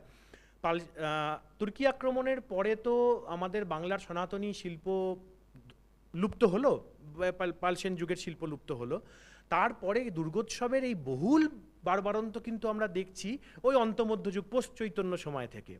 এবং আমার মনে হয় যে মাটির প্রতিমাতে এবং প্রস্তর প্রতিমা প্রায় এক প্রকার বন্ধই হয়ে গেল, পাথরের দুর্গা আর কোথাও তৈরি হলো না, যেটা পালসেন যুগে হচ্ছে। তো এই পাথর থেকে মাটির ট্রানজিশনটার পেছনে কিন্তু রাজনৈতিক অরাজকতাটার একটা কন্ট্রিবিউশন ছিল, এবং তার কিছু কিছু রেলিক্স আজও আমাদের গ্রামেগঞ্জে রয়ে গেছে। যেমন আপনারা জানেন যোগাদ্দা পীঠ আছে, সতীপীঠের 51 পীঠের এক পীঠ বর্ধমান জেলায়। তো সেই যোগাদ্দা মূর্তির জলের ডোবানো থাকে, মাকে একদিন তুলে পুজো করা হয়।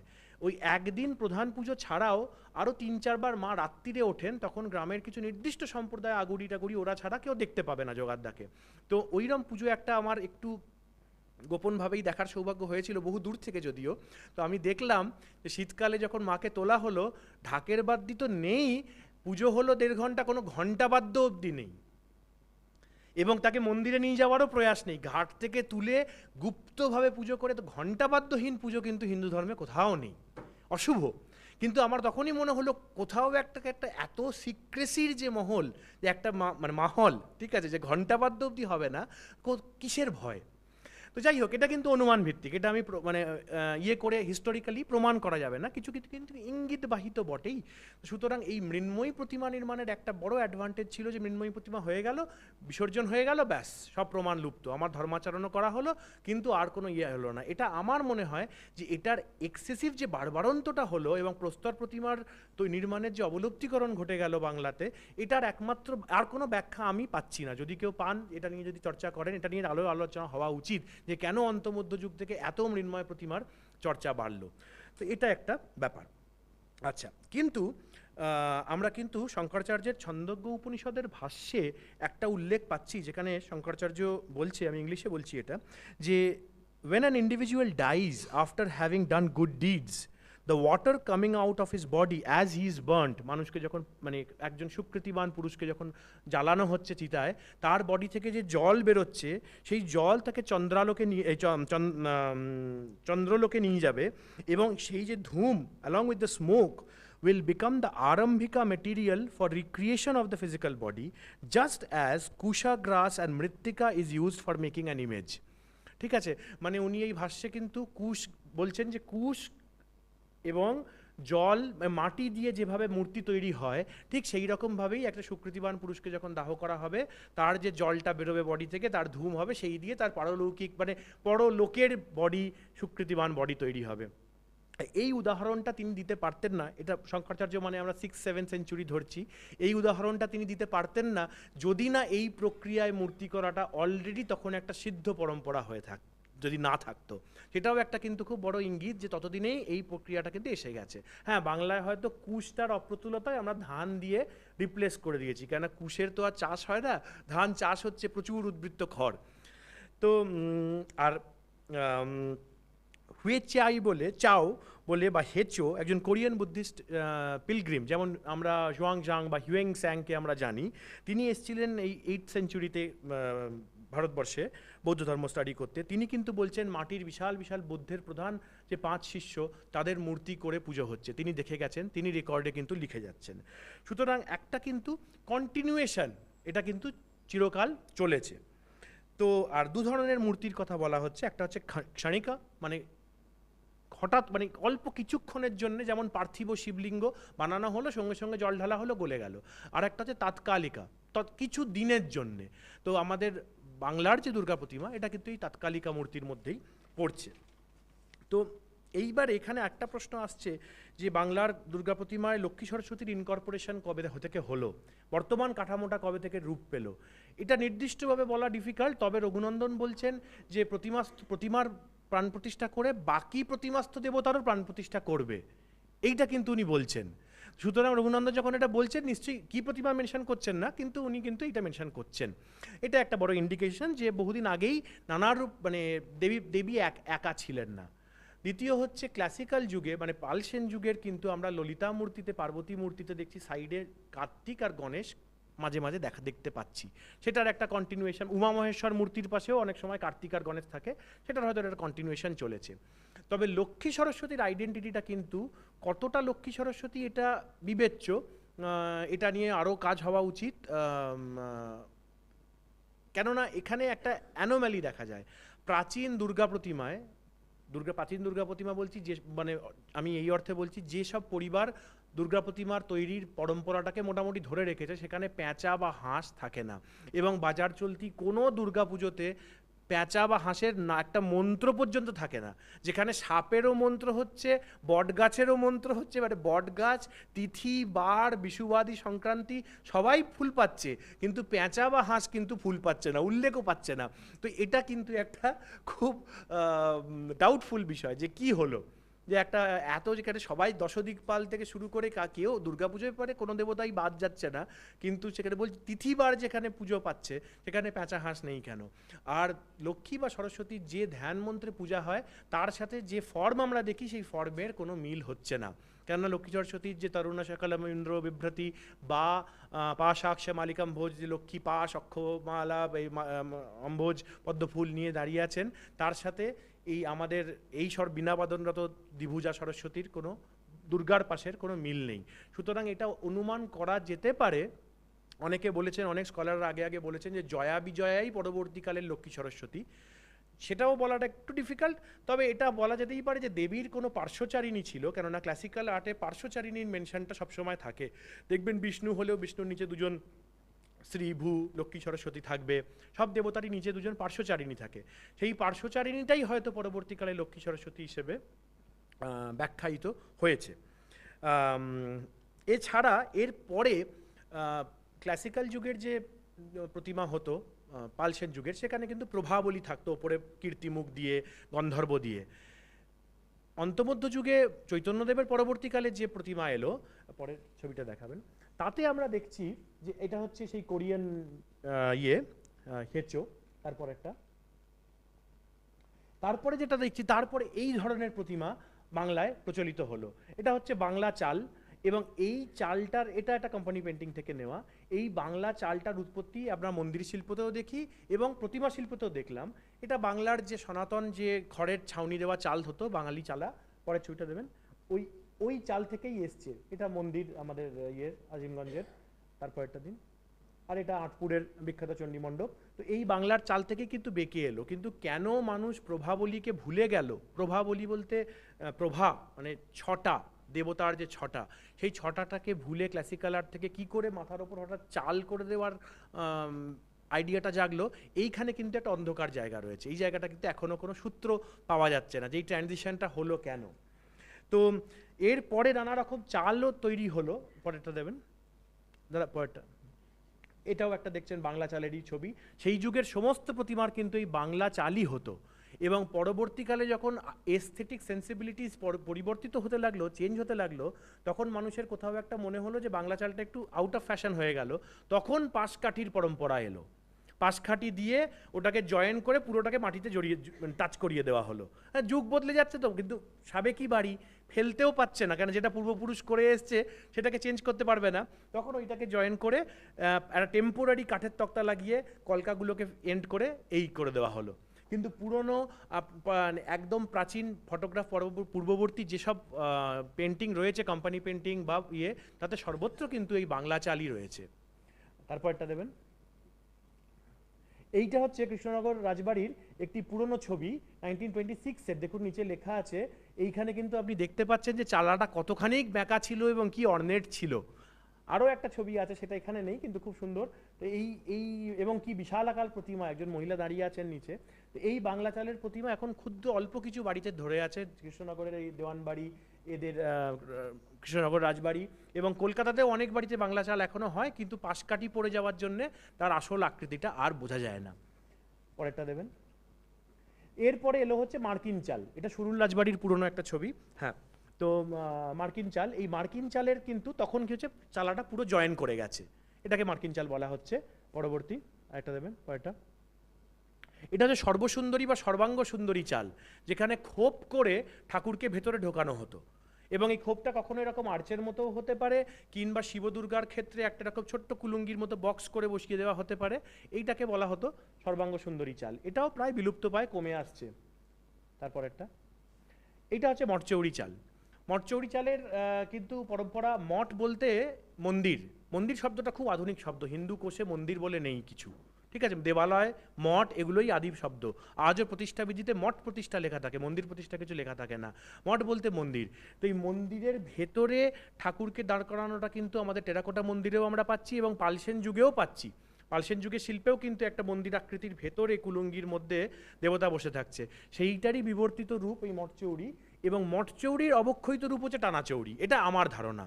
কেন শিল্প কখনো সিম্পল থেকে কমপ্লেক্সে যায় না, মানে কমপ্লেক্স থেকে ডিটোরিয়েট করতে করতে সিম্পলিফাইড হয়। তো এই বাঁকগুলো থাকলে সেটা হচ্ছে মঠচৌরি, সোজা হয়ে গেলে টানাচৌরি। পরেরটা দেবেন। এটাও মঠচৌরি, দর্জিপাড়া মিত্রবাড়ির একটি ছবি। পরেরটা, এটা এটা এটা ওটা মার্কিন চালের জন্যই দিয়েছিলাম। পরেরটা। এবার কয়েক ধরনের দুর্গা প্রতিমা হয়, যেটা এখানে একটু আগেই বলা হলো।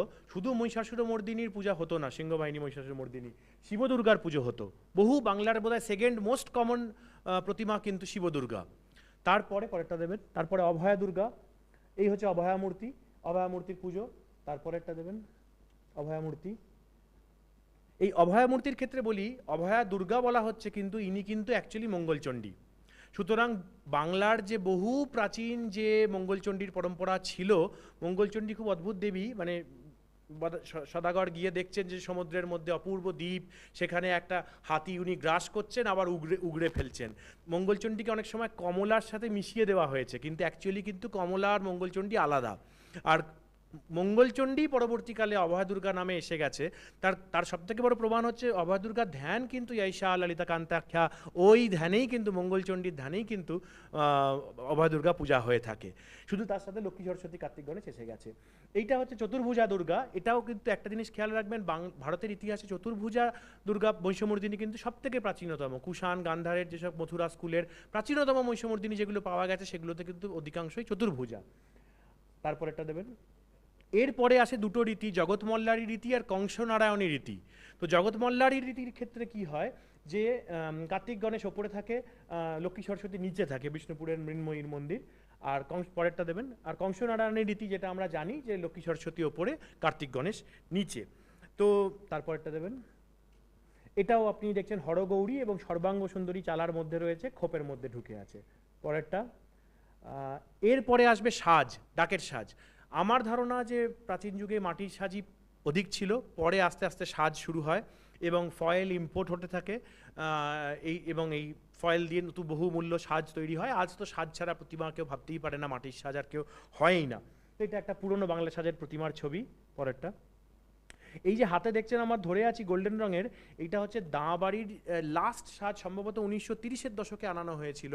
সেই সাজটা ওনারা আর ভাসান দেননি, সেইটাকে ওরা রেখে দিয়েছেন। ওনারা প্রত্যেকবার কিছু কিছু, পুরোটা রাখতে পারেননি, কিছু কিছু রয়েছে, সেইগুলোকে ওনারা ইউজ করেন, ব্যবহার করেন। তো সেই সাজের রেপ্লিকা ইনাদের বাড়ি ছিল প্রতিকৃত, সেই সাজ আনানোর ক্ষেত্রে সেই ডাকের সাজের ছবি, অরিজিনাল ডাকের সাজ, এবং সেই ফয়েলগুলো তামা পিতল অনেক কিছু দিয়ে তৈরি হতো। তারপরটা দেবেন, এটাও একটা পুরনো ছবি, ডাকের সাজের বিক্রি করছেন।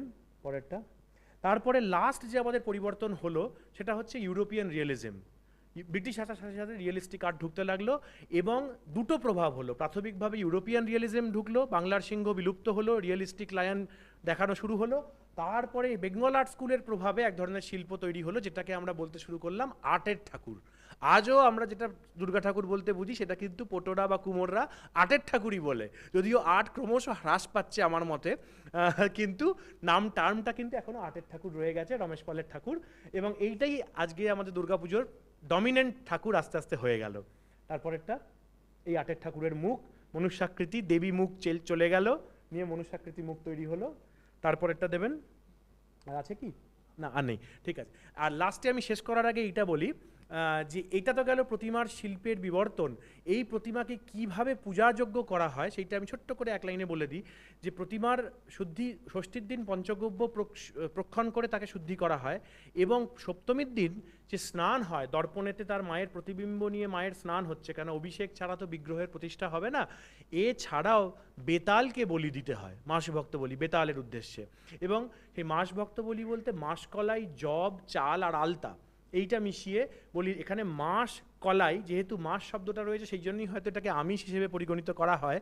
এবং এই বেতালকে বলি দিয়ে দেবতার প্রতিমার মধ্যে যা কিছু অপবিত্রতা রয়েছে, যে কুমোর পায়ে করে মাটি ছেনছে, এই কোচে নানা রকম থাকতে পারে, সেইগুলোকে শুদ্ধি করা হয়। তো এটা নিয়েও চর্চা হওয়া উচিত যে এই বলিগুলো কি কোনো কালে আসল বলি ছিল, জীব বলি ছিল, আর তার অনুকল্পে কি মাস ভক্ত বলি এসে দাঁড়িয়েছে, সেটা হওয়ার সম্ভাবনা কিন্তু খুব প্রবল। কেননা বেতালের মতো একটা জিনিসকে কিন্তু তাকে কিন্তু মাস কলাই খেয়ে সে কিন্তু তৃপ্ত হবে, এটা খুব অস্বাভাবিক, ঠিক আছে, হিন্দু ধর্মের স্ট্রাকচারে। সুতরাং কোনো এক বিস্তৃত অতীতে হয়তো সত্যি বলি প্রদান করে শুদ্ধি করা হতো, সেটা যখন অনবশ্যক মনে হয়েছে তখন বেসিক বলিটাকে রেখেছে। নবমীর বলিটাকে মানুষ ওড়াতে পারেনি, কেন ওটা দেবীর ডাইরেক্ট যাচ্ছে, বেতালের বলিটাকে সিম্পলিফাই করে দেওয়া হয়েছে। আর এর সাপোর্ট হচ্ছে বহু জায়গায় আজও কিন্তু বলিদানের জায়গায় মাসভক্ত বলিকেই দেবীকে উৎসর্গ করা হয়, এটাও কিন্তু বহু পূজায় হয়ে থাকে। সুতরাং মাসভক্ত বলি আর অ্যাকচুয়াল জীব বলি কিন্তু একদম লিঙ্কড। তো এর মাধ্যমে আমরা দেবীকে শুদ্ধ করি, আর তারপরে আত্মপ্রাণ, নিজের যে প্রাণ প্রতিষ্ঠা মন্ত্রে মাকে প্রতিষ্ঠা করা হচ্ছে সেই প্রাণ প্রতিষ্ঠা আমরা নিজেকে করি। তারপরে মাকে মানে এখানে তো হিন্দু ধর্মে তো আপনি নিজেই আপনার স্বরূপই হচ্ছে দেবব্রহ্ম। সুতরাং সেই আত্মস্বরূপকে মায়ের মধ্যে প্রতিষ্ঠা করে 4 দিন পুজো করি, আর তারপরে আবার নিঃশ্বাসের মাধ্যমে সংহার মুদ্রায় মায়ের সেই তেজকে নিজের হৃদয়ে পুনর্স্থাপিত করে মায়ের প্রতিমার যে খেলাঘর আমরা তৈরি করেছি সেই খেলাঘরকে নিজেই ভেঙে দিই। এবং এই সর্বম অনিত্যম জগৎ, সেই ব্রহ্মসত্য জগৎ মিথ্যা, এই প্রতিপাদ্য শাশ্বত যে আমাদের হিন্দু সংস্কৃতির সত্য, এটাকেই এস্টাবলিশ করে আমাদের দুর্গোৎসবের আমরা ইতি টানি। ব্যাস এইটুকুই বলতে চাই।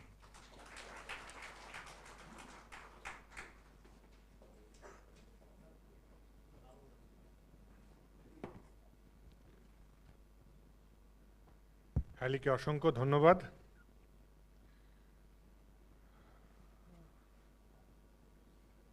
প্রাচীন স্মৃতিতে গেলে আমরা দেখব যে বলিদানের আধিক্য আছে। দুর্গাভক্তি তরঙ্গিনীতে আমরা দেখব যে চক্ষুদানের পরও বলির বিধান রয়েছে, এবং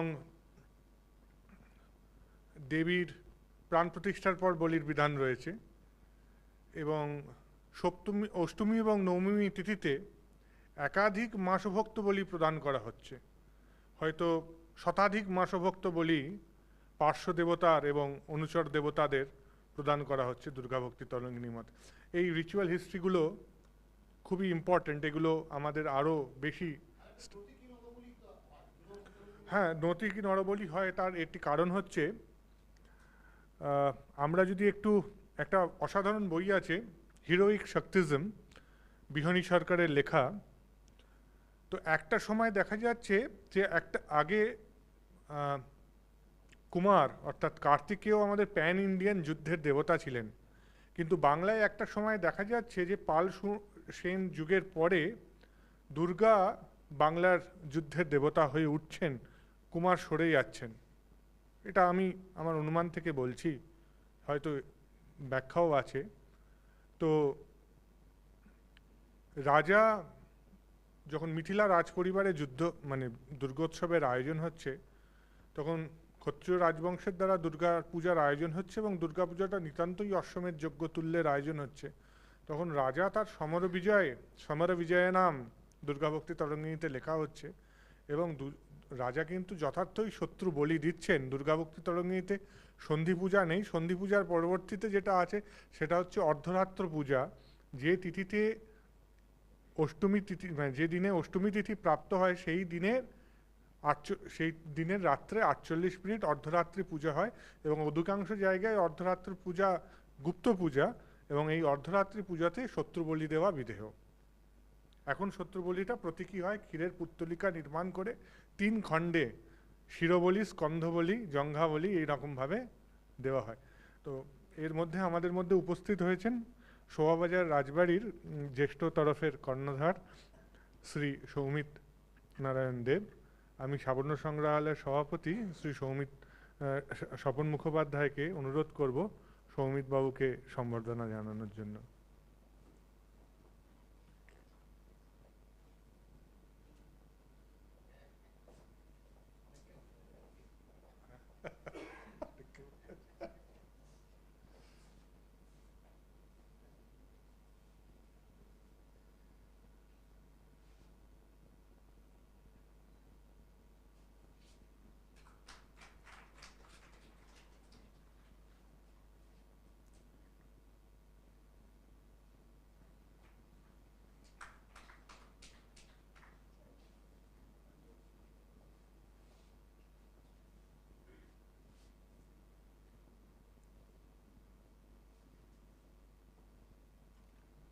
আমাদের এই বিদ্বৎ সত্রের শেষ বক্তা আরেকজন নবীন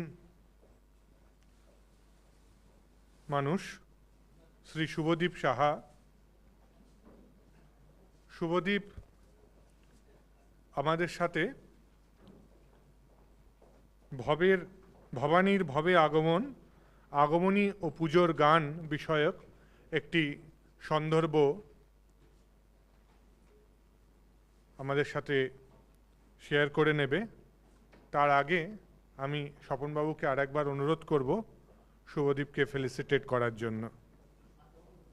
শ্রী শুভদীপ সুলেখক, মাঝে মাঝে গানও করেন, এবং শুভদীপের একটি বই মধুর কমলকান্তের পদাবলী ইতিমধ্যে প্রকাশ পেয়েছে।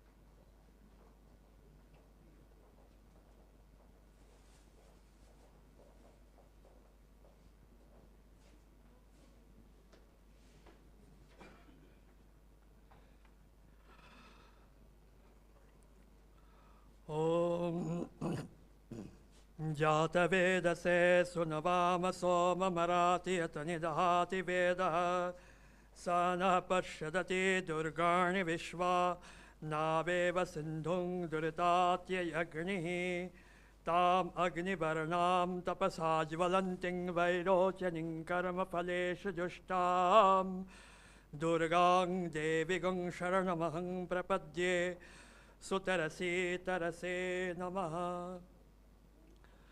নমস্কার।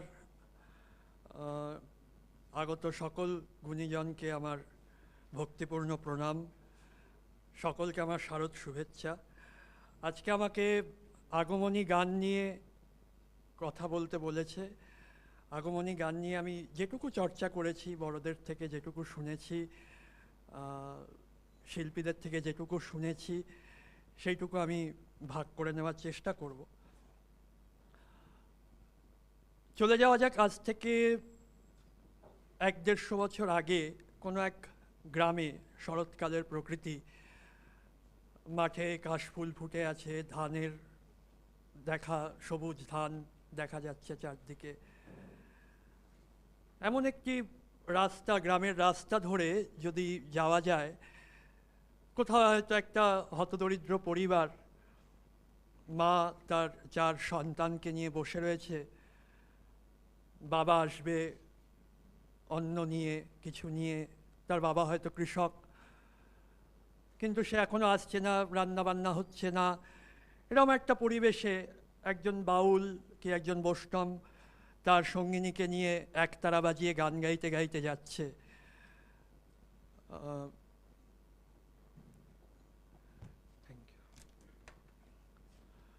শিশুরা বায়না করছে যে মা ওনাকে একটু আসতে বলো, আমরা গান শুনবো।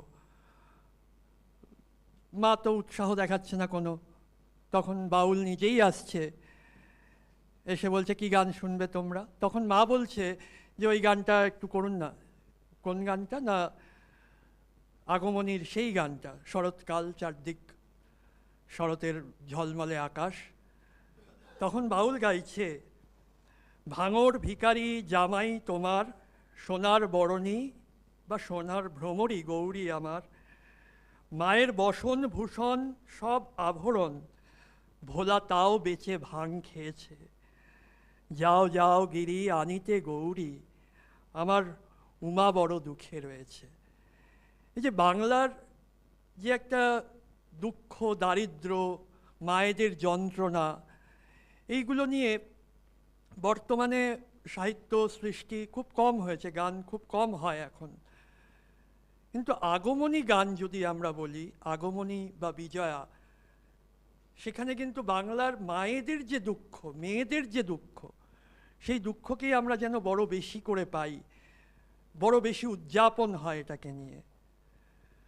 আমরা যদি চৈতন্য সমসাময়িক সময় দেখি, কবিচন্দ্র শঙ্কর চক্রবর্তী নামের একজন একটা বিষ্ণুপুরী রামায়ণ লিখেছিলেন, যেখানে দেখা যাচ্ছে যে রাম রাবণের যে যুদ্ধ, সেই রাম রাবণের যুদ্ধ একটা সংকীর্তন ক্ষেত্রে পরিণত হয়েছে, যেখানে শত্রুপক্ষ অস্ত্র ছুটছে, ছোড়ার পরে প্রতিপক্ষকে দেবতা জ্ঞানে স্তুতি করছে, কীর্তন করছে। একটা অদ্ভুত বৈষ্ণব পরবর্তী মহাপ্রভুর পরবর্তী সময়ের একটা অদ্ভুত প্রভাব আমরা সেখানে দেখতে পাচ্ছি। ঠিক তেমনই রামপ্রসাদ, কবিরঞ্জন রামপ্রসাদ সেন কি করলেন, রণরঙ্গিনী, এই যে যুদ্ধের দেবী বলা হচ্ছে দেবী দুর্গাকে, এই দেবী দুর্গাকে তিনি ঘরের মেয়ে করে নিয়ে এলেন বাংলার সাহিত্যের আঙিনায়, এবং বাংলার ঘরে ঘরে এই যুদ্ধের দেবীকে, যেটা আমরা মঙ্গল কাব্যে দেখতে পাচ্ছি যে দেবীর সেখানে একটা উগ্র প্রকাশ, দেবী নিজে আসছেন পূজা চাইতে, দেবী বাধ্য করছেন যে তাকে পূজা করা হোক, তার পূজা প্রচারিত হোক। তো সেই জায়গা থেকে রামপ্রসাদ কি করলেন, দেবীকে একদম ঘরের মেয়ে করে তুললেন। ওমন বের হয়ে দেখ মা কন্যা রূপে রামপ্রসাদের বাঁধছে বেড়া। এই যে একটা পেলবতা, একটা কোমলতা, স্নিগ্ধতা, এইটা রামপ্রসাদ শাক্ত সাহিত্যে নিয়ে এলেন, এবং তার বিপুল প্রভাব আমরা দেখতে পাচ্ছি আগমনীতে। আগমনী কি না, শিব আর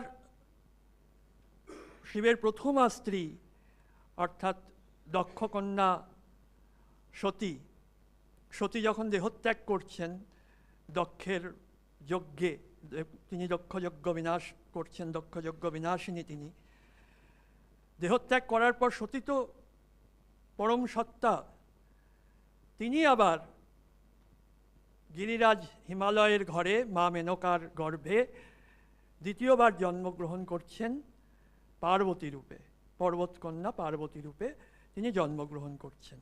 জন্মগ্রহণ করার পর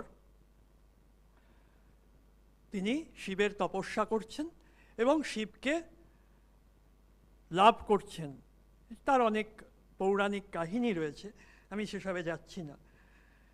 এবং শিবের আমরা তারপরে যা দেখছি যে শিবের সঙ্গে যে বিবাহ হচ্ছে, এবং প্রথম দিকেও যে দক্ষের ঘরেও যে সমস্যাটা তৈরি হয়েছিল, যে শিবের যে একটা গ্রহণযোগ্যতা তৈরি না হওয়া, সে একই সমস্যা কিন্তু আমরা দেখতে পাচ্ছি উমার ঘরে বা পার্বতীর ঘরেও তৈরি হচ্ছে।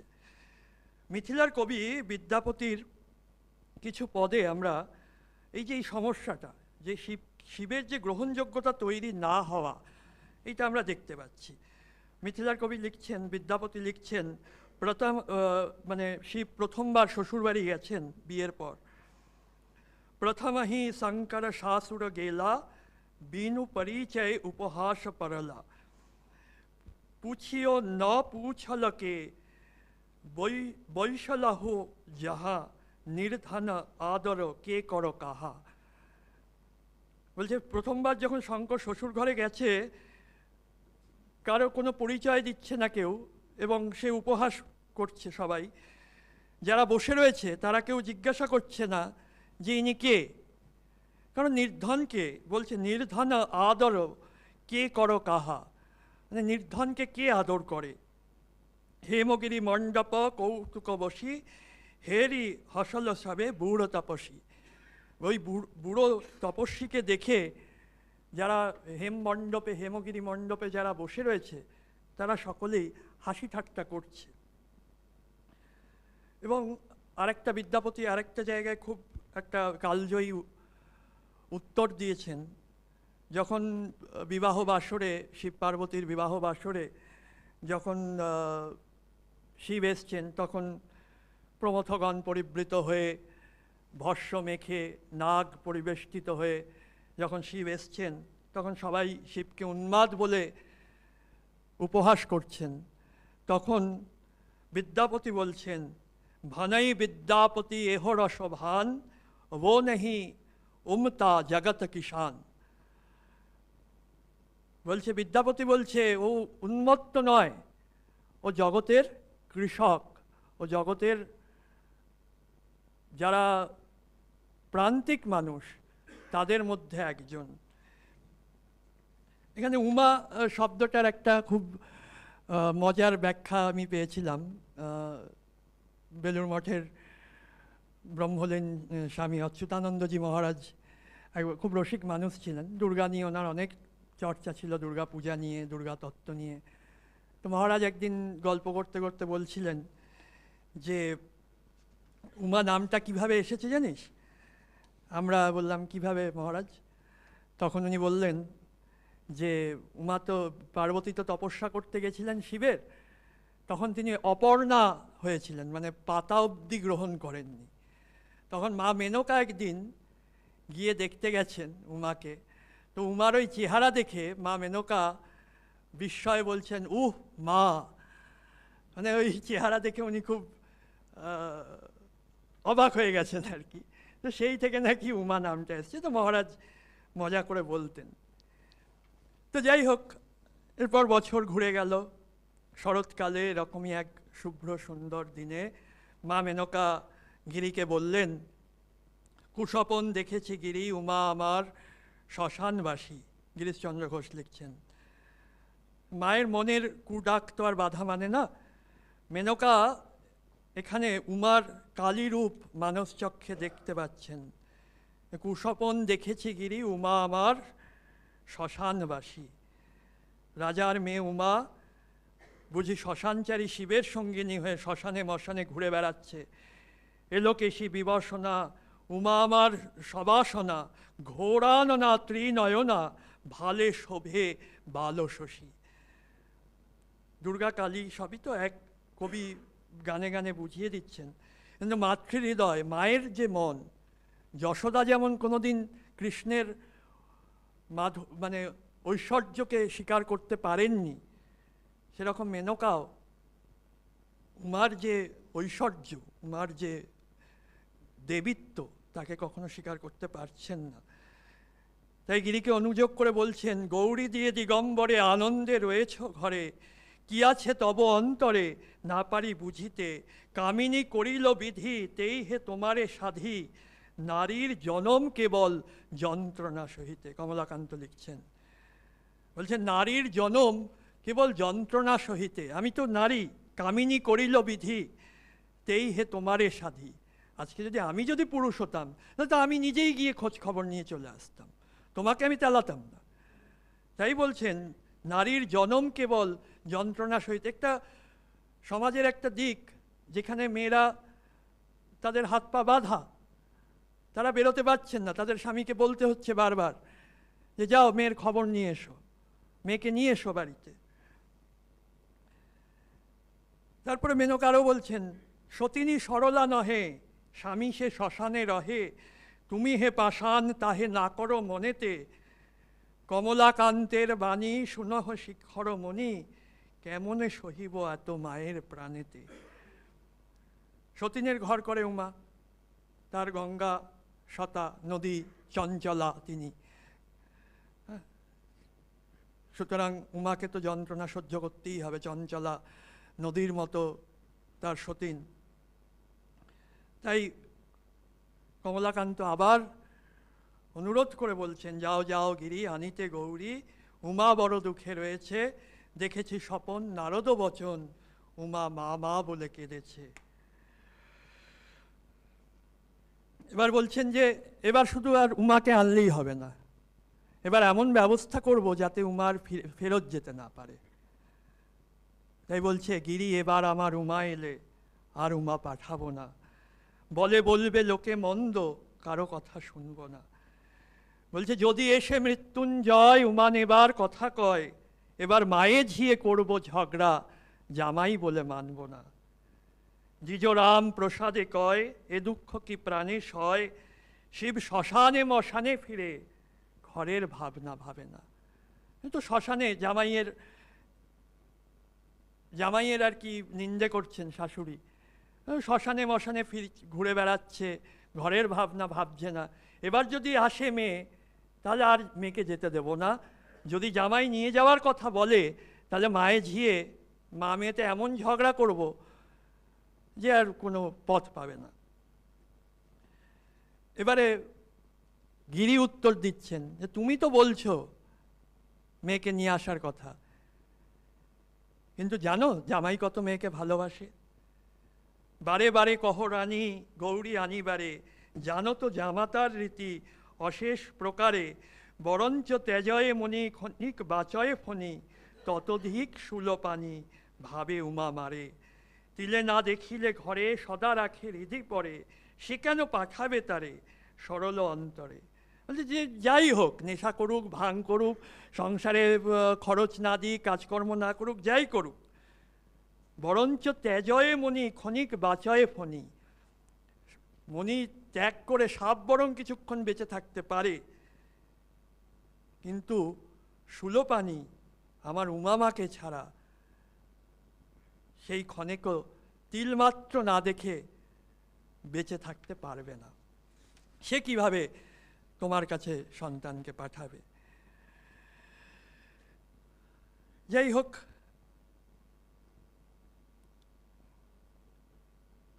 এবারে গিরি তো মেনকার যে আকুলতা সেটা দেখে একটু হয়ে নিজেই যাচ্ছে, কিন্তু এদিকে মেনকা তো আর থাকতে পারছে না। বলছে নিদ্রা নাহি আসে, উঠে আর বসে, চেয়ে দেখে নিশি পোহালো কিনা, যা শুনে শ্রবণে সবই হয় মনে, ওই বুঝি উমা এসে ডাকে মা। এবার মা আসছেন, পাঁচালিকার দাশরথী রায় বলছেন, গাতল গাতল বাঁধমা কুন্তল, ওই এলো পাশানি তোর ঈশানী, লয়ে যুগল শিশু কোলে, মা কই বলে ডাকছে মা তোর শশধর বরণী। এবার উমার আসার সময় হয়ে গেছে, সখীরা বলছেন যাও মা চুল বাঁধো, গা তোলো। এবার উমা আসছেন। এবার উমা তো এলেন, উমাকে এসে যখন মা দেখছেন, মেনকা দেখছেন, তখন আর চিনতে পারছেন না। তারাচাঁদ বলছেন, করি অরি পরে আনিলে হেকারে, কই গিরি মম নন্দিনী, আমারও অম্বিকা দ্বিভুজা বালিকা, এ যে দশভুজা ভুবন মোহিনী। আমার তো ছোট্ট মেয়ে, বাচ্চা মেয়ে বিয়ে দিয়েছিলাম, সে কোথায়? এ তো দশভুজা ভুবন মোহিনী। কিবা সে দক্ষিণে গজেন্দ্র বদন, প্রকাশিত যেন প্রভাতি তপন, সরানন সভা মেতে সুশোভন, কমলা ভারতী সহকারিণী। বলছে দক্ষিণে গজেন্দ্র বদন গণেশ, আর তিনি যেন প্রভাতি তপন, মানে উদিত সূর্যের মতো লাল তার গায়ের রং, আর সরানন মানে কার্তিক, তার বামেতে সবামেতে সুশোভন, কমলা ভারতী মানে লক্ষ্মী সরস্বতী রয়েছেন। দক্ষিণাঙ্গ রাখি মৃগেন্দ্র পরেতে, মানে ডান পাটা রেখেছেন সিংহের ওপরে, মৃগেন্দ্র পরেতে, আর পদ আরো পিয়ে অসুরেতে, আর একটা পা রেখেছেন অসুরের ওপরে। দাঁড়িয়ে আছেন কি ভাতৃভঙ্গ ভঙ্গিতে, জ্ঞান হয় পূর্ণ ব্রহ্ম সনাতনী। শুনেছি পুরাণে ওহে গিরিবর, ওই রূপ আরাধিয়ে রঘুবর, বড়দার বরে জয়ী লঙ্কেশ্বর, উদ্ধারিয়েছিলেন জনকনন্দিনী। আমি শুনেছি পুরাণে যে এই মূর্তি পূজা করে রামচন্দ্র লঙ্কেশ্বরকে জয় করে সীতাকে উদ্ধার করেছিলেন। তারাচাঁদ কহে শুনো গিরিরানী, এই সেই তোমার পরানো ঈশানী, নাসিতে ভূভার দশভুজাকার, মোহিতে মহিষাসুর মূর্তিনী। তারাচাঁদ বলছেন ওহে গিরিরানী, এই তোমার প্রাণের পুতুল, ইনি দশভুজা হয়ে ভূভার নাশ করতে মোহিতে পৃথিবীতে মহিষাসুর মর্দিনী হয়ে এসেছেন। এবার গণেশের কিছু আছে, গণেশের কিছু ব্যাখ্যা দিয়েছেন। গণেশকে নিয়ে বসেছেন মা বিল্লবৃক্ষের মূলে, মায়ের বোধন যে আমরা বেলবরণ বলি লোক সংস্কৃতিতে, শাস্ত্রে বলে বিল্লবৃক্ষ মূলে বোধন হচ্ছে, হ্যাঁ, সে কিন্তু আমরা লোক সংস্কৃতিতে বলে বেলবরণ। বেলতলায় দাঁড় করিয়ে মাকে বরণ করা হয়।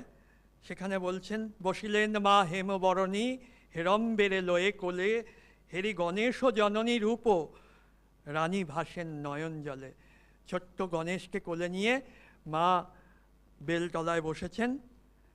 বসার পরে সেই গণেশ জননী রূপ দেখে রানী কেঁদে ভাসাচ্ছেন।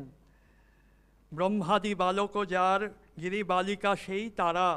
ব্রহ্মাদি বালক মানে ব্রহ্মা বিষ্ণু সব মায়ের কাছে তো শিশু, তিনি তো জগৎ জননী। গিরি বালিকা সেই তারা, আজকে গিরির বালিকা হয়ে সেই তারা এসছেন, যার পদতলে বালক ভানু, বালক চন্দ্রধরা। যার পদতলে পায়ের নিচটা আলতা পরা, তো এমন লাল মনে হচ্ছে ওই উদিত সূর্যের মতো সেই রাঙা হয়ে আছে তার পদতলটা। আর বালক চন্দ্রধরা, মাথায় অর্ধেন্দুকৃত শেখরাম, মানে অষ্টমীর যে চাঁদ, সেই চাঁদ যেন মায়ের মাথায় রয়েছে। আর বলছে বালক ভানু যিনি তনু, বালক কোলে দোলে। বালক ভানু মানে ওই উদিত সূর্যের লালকে যিনি জয় করেছেন, এরকম ছোট্ট একটা গণেশ মূর্তি বালক তার কোলে দুলছে। এইভাবে মা আসছেন, সন্তান আসছেন মায়ের ঘরে, আমাদের বাংলার ঘরে। আর জাগাসনে মা জয়া অবোধ অভয়া, কত করে উমা এই ঘুমালো। উমা জাগিলে একবার ঘুম পাড়ানো ভার, মায়ের চঞ্চল স্বভাব চিরকাল। উমাকে ঘুমোচ্ছেন, এবার মেনকা মায়ের স্বভাব যেটুকু যেরকম, মাকে বলছেন, সবাইকে বলছেন যে তোরা আর ওকে জাগাস না, এই মাত্র ঘুমিয়েছে সবে। এবারে মায়ের ঘরে এলে মা মেয়েতে একটু অন্তরঙ্গ আলোচনা হয়, সংসারের আলোচনা হয়। তো মা মেনকা জিজ্ঞাসা করছেন উমাকে, কেমন করে হরের ঘরে ছিলি উমা, বল মা তাই, কত লোকে কতই বলে, শুনে প্রাণে মরে যাই। মার প্রাণে কি ধৈর্য ধরে, জামাই নাকি ভিক্ষা করে, এবার নিতে এলে পরে, বলবো উমা ঘরে নাই। চিতাভস্য মাখে অঙ্গে, জামাই ফেরে নানা রঙ্গে, তুই নাকি মা তারই সঙ্গে, সোনা রঙ্গে মাখিস ছাই। মায়ের কথা শুনে মেয়ে হেসে ওঠে, বলে মা তুমি তো আর আমার খোঁজ নাওনি, কেমন করে জানবে আমি কেমন ছিলাম। ভোলা পাগল হতে পারে, কিন্তু সে কি আমায় কম ভালোবাসে। তুমি তো মা ছিলে ভুলে, আমি পাগল নিয়ে সারা হই, হাসে কাঁদে সদাই ভোলা, জানে না মা আমা বই। এবারে কথায় কথায় সোহাগে আদরে নবমী ঘনিয়ে আসছে, উমার বিদায় বেলা কাছে আসছে, গিরিপুরী স্তব্ধ হয়ে যাচ্ছে। মেনকা এতদিন ধরে শিবের নিন্দা করছিল, এবার যেই মেয়ের যাওয়ার সময় হয়েছে, মুখে যাই বলুক মনে তো জানে যে মেয়েকে যেতে দিতেই হবে। তখন এবার মেনকা বলছেন, আমার মনে আছে এই বাসনা, জামাতা সহিতে আনিব দুহিতে, গিরিপুরে করব শিব স্থাপনা। বলছে আর আমার মনে তো এই বাসনাই ছিল যে আর বাইরে মেয়েকে পাঠাবো না, এবার শিবকেই ডেকে নেব, ঘর জামাই করে রেখে দেব, এখানেই আমরা দ্বিতীয় কৈলাস তৈরি করব। এবার কিন্তু আমরা আগমনী, এতক্ষণ আমরা আগমনীতে ছিলাম, এরপর আস্তে আস্তে বিজয়ার গানের দিকে চলে যাচ্ছে।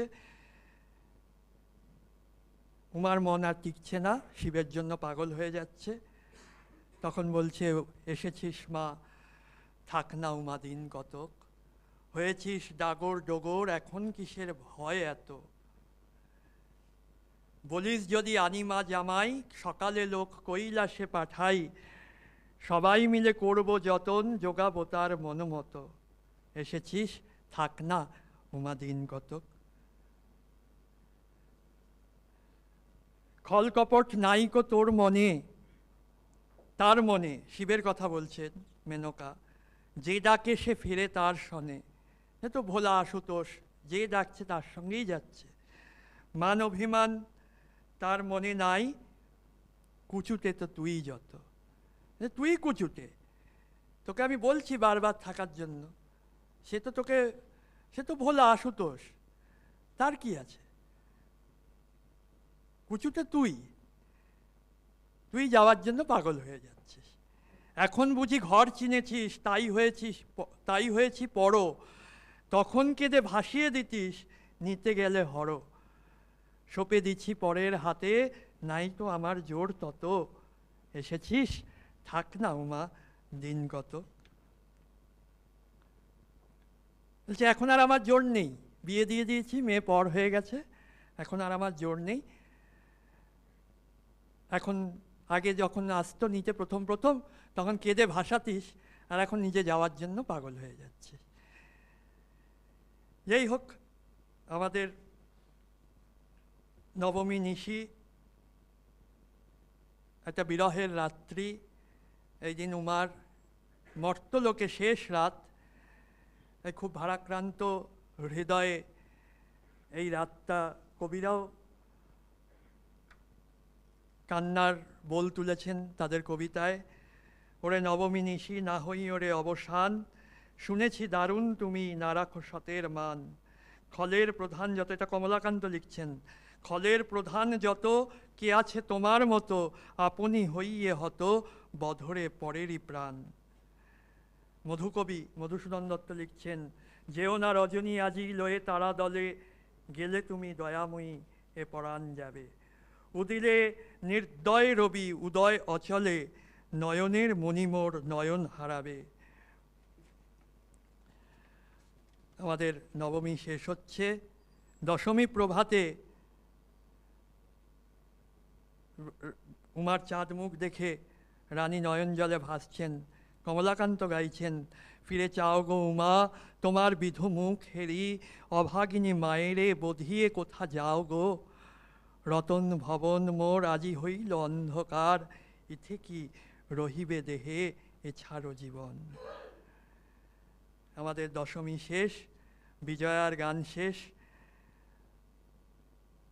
এই আগমনী আর বিজয়া নিয়েই আমাদের বাংলার দুর্গাপুজোর যে গানের যে সংস্কৃতি, সেই সংস্কৃতি তৈরি হয়েছিল। আজ অনেকটাই মলিন এই সংস্কৃতি।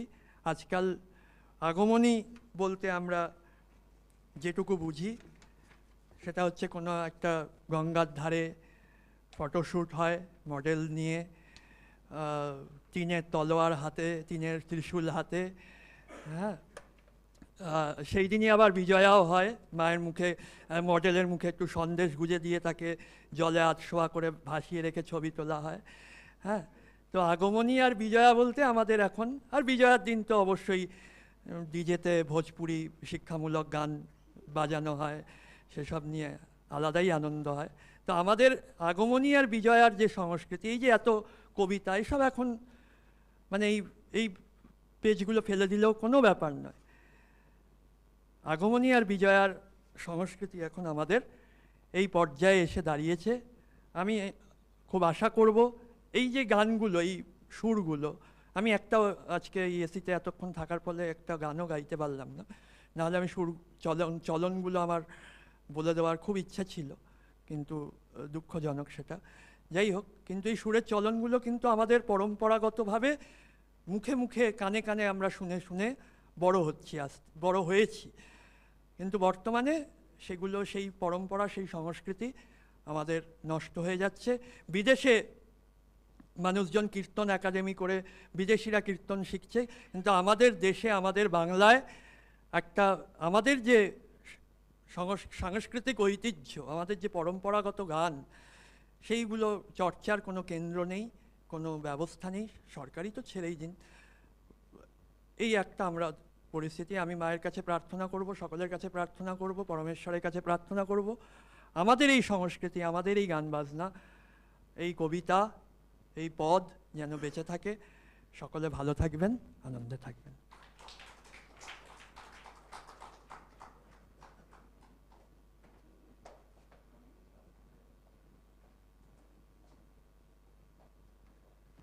শুভদীপকে ধন্যবাদ।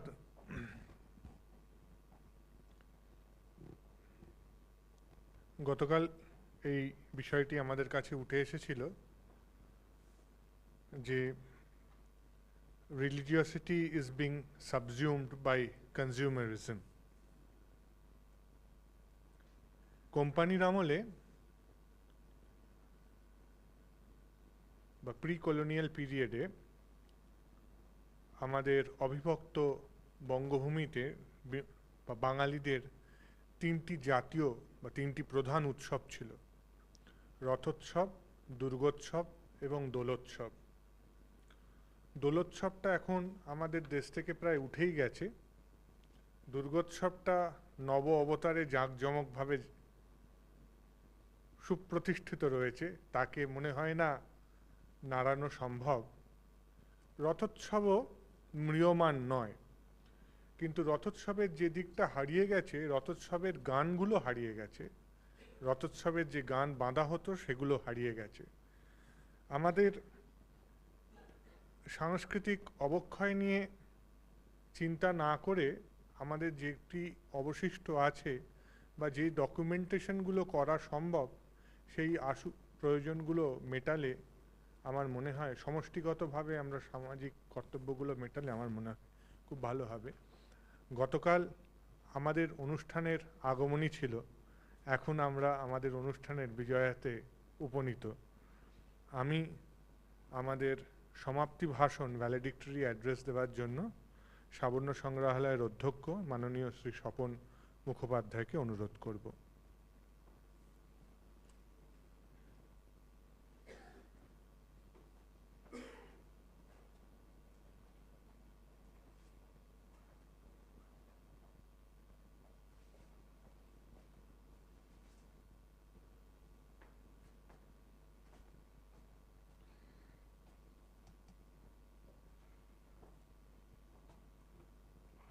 ঘড়ি যদি মানতে হয় তাহলে 10 মিনিট সময় আছে। আমি আপনাদের উপর আর যাই করি অত্যাচার করব না। দেখুন, আমরা সাবর্ণ সংগ্রহালয়ে যখন প্রথম এই দুর্গা তত্ত্ব, দুর্গা পূজা, দুর্গা উৎসব এগুলো নিয়ে ভাবতে শুরু করলাম, বা এই সংক্রান্ত নানা কিছু সংগ্রহ করে রাখার প্রয়োজন বোধ করলাম, সেটা কিন্তু এই ইনট্যাঞ্জিবল কালচারাল হেরিটেজ এই তকমা পাওয়ার পর নয়, অন্তত বছর 10 আগে থেকে আমরা ভাবছি। আজকের এই দুদিনের যে সেমিনার হলো, তারপরে আমাদের মনে হচ্ছে, আমার অন্তত মনে হচ্ছে যে আমাদের সেই ভাবনাটা যথার্থ ছিল। এই দুদিনের আলোচনাতে এটা স্পষ্টতর হলো যে এ ভাবনা আরও ব্যাপক হওয়া উচিত, আরও গভীরে যাওয়া উচিত, আরও গবেষণামূলক হওয়া উচিত, এবং সে তার ব্যাপ্তি যে কতখানি তার আঁচ আমরা এই দুদিনে পেলাম। কোনো সন্দেহ নেই যে নানা দিক নিয়ে আমরা আলোচনা করেছি, এই বিষয়েও কোনো সন্দেহ নেই যে আরও নানা দিক আলোচনা বাকি রয়ে গেল। করতে হবে আলোচনা, এ দায়িত্ব অনেকেরই। শুধু সংস্কৃতি বলে লাভ নেই, অনেক কথা আলোচনা করা যায়, অনেক নেগেটিভ দিক নিয়ে আলোচনা করার আছে এই মুহূর্তে, সেগুলো না করাই ভালো। কিন্তু গতকাল বেদ, পুরাণ, উপনিষদ এর নানা দিক, দুর্গা তত্ত্বের জটিল দিক সব নিয়ে আলোচনা হয়েছে এবং চমৎকার আলোচনা। আমি তো বহু জিনিস, আমি কিছুই জানি না, ফলে আমার আরও শেখার আগ্রহ আরও বাড়ল। সেই দুদিনে শিখলাম, তারপরে শেখার ইচ্ছেটাও অনেক বেড়ে গেল। আজকে যেগুলোর উপর আলোচনা হয়েছে তার মধ্যে আমার ভালো লাগা দুটো জিনিস আছে, এটা বলি, আমার বোঝার নয়, আমি বিশেষজ্ঞ নই, কিন্তু যেহেতু আমি ব্রতচারী গ্রামে গুরুসদয় মিউজিয়ামের মধ্যেই, প্রায় আমার হাতে খড়ি হয়েছে গুরুসদয় মিউজিয়ামের মধ্যে, তখন ওই সংগ্রহগুলো আসেনি, আমি 10 মাস বয়স থেকে ওখানে আছি, ফলে এই চালচিত্র এবং পটচিত্র এ দুটি আমার খুব খুব প্রিয় জিনিস। আমি গবেষক নই, কিন্তু এর প্রতি আগ্রহ আছে। সেই দুটির অত্যন্ত মূল্যবান আলোচনা যারা করলেন, আজকে আমাদের মধ্যে যারা আছেন, এদের থেকে আমি কিছু কিছু শোনার সুযোগ আমার আগেও হয়েছে, এর থেকে বিশেষজ্ঞ আজ কেউ নেই, তারা এলেন এবং যারা বললেন, আমরা সবাই সমৃদ্ধ হয়েছি। গৌতমবাবু একটা আলোচনা করলেন, চমৎকার জিনিস, এই ব্যাপারেও সেরকম খুব বেশি মানুষের মধ্যে আলোচনা শোনা যায় না। আমাদের এই মন্দিরগুলো নিয়ে, মন্দির নয় আমি বলবো, যাকে মণ্ডপ বললে বোধহয় আরও ভালো হয়, তার নানা দিক, এগুলোর যে গভীরতা রয়েছে, উনি নানা কাজের মধ্যে ব্যস্ত থেকেও এই মানে দীর্ঘদিন ধরে কাজ করে যাচ্ছেন, তাদের প্রত্যেকের প্রতি আমরা কৃতজ্ঞ। তাছাড়া নবীন 2 গবেষক যা উপহার দিয়ে গেলেন আমাদের, পূজা পদ্ধতি, তার নানান দিক, দুর্গা ভক্তি তরঙ্গিনীর নানা দিক আলোচনা করলেন, সেগুলো আমাদের বুঝবার এবং সেগুলো নিয়ে আলোচনা করবার দিক। কিন্তু এগুলো করছি কেন আমরা, এটা বোধহয় একটু ভাবা দরকার। বঙ্কিমচন্দ্র বলেছিলেন যে এ জীবন লইয়া কি করিব, এ জীবন লইয়া কি করা উচিত, নিজে উত্তরও দিয়েছিলেন। ঈশ্বরের অনুবর্তী হওয়াই হচ্ছে জীবনের লক্ষ্য। কেন? কারণ তার মধ্যেই মনুষ্যত্ব, আর মনুষ্যত্বই হচ্ছে মানুষের ধর্ম। এবং এই কথাটা অন্য কে কীভাবে বিশ্বাস করেন জানি না, হিন্দুরা বিশ্বাস করেন। এবং শুধুই যে উৎসব, শুধুই যে শিল্প তা নয়, আধ্যাত্ম ভাবনার সঙ্গে এগুলোকে মিলিয়ে আমরা ভাবছি। এবং সেটা কেবল বাংলারও নয়। অনেকে ধারণা দুর্গাপুজো বাংলার, কেউ কেউ বলছেন এখন দুর্গাপুজো শুধু কলকাতার, এই কালচারাল হেরিটেজের পরে এরকম একটা ধারণা হয়ে যাচ্ছে বিশ্বের কাছে শুধু কলকাতায় আর দুর্গাপুজো। তা তো নয়। দেখুন, বেলুচিস্তানে হিঙ্গুলা, আমি যাইনি, আমি হিংলাজে যাইনি, সেও তো দুর্গা। কোথায় সেখানে মূর্তি? কিছুটা সিঁদুর পাথরের উপর দেওয়া আছে। এদিকে জয় দুর্গা আমাদের বৈদ্যনাথে, এদিকে আমাদের আসামে। নিচে চলে যান কন্যাকুমারীতে, আমাদের স্তবে, আমাদের দুর্গা স্তবে সর্বত্র ছড়িয়ে আছেন, সারা ভারতবর্ষ ছড়িয়ে আছে। ভারতবর্ষ কোনোদিনই, রবীন্দ্রনাথ বলেছেন যে আমাদের মধ্যে রাষ্ট্র চিন্তা ছিল না, আমাদের মধ্যে সমাজ চিন্তা ছিল। এই সমাজটাকে ধরে রাখার জন্যে, একত্রিত করে রাখবার জন্যে প্রয়োজন ছিল এই দুর্গা যেভাবে ছড়িয়ে আছেন সারা ভারতবর্ষে, এই সমাজটাকে ধরে রাখার জন্য সে বেলুচিস্তান থেকে বৃহৎ ভারত যাকে বলি আমরা, সেই ভারতকে ধরে রেখেছেন ধর্ম।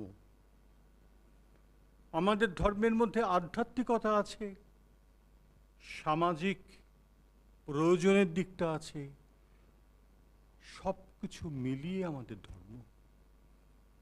এবং বাংলার বুকে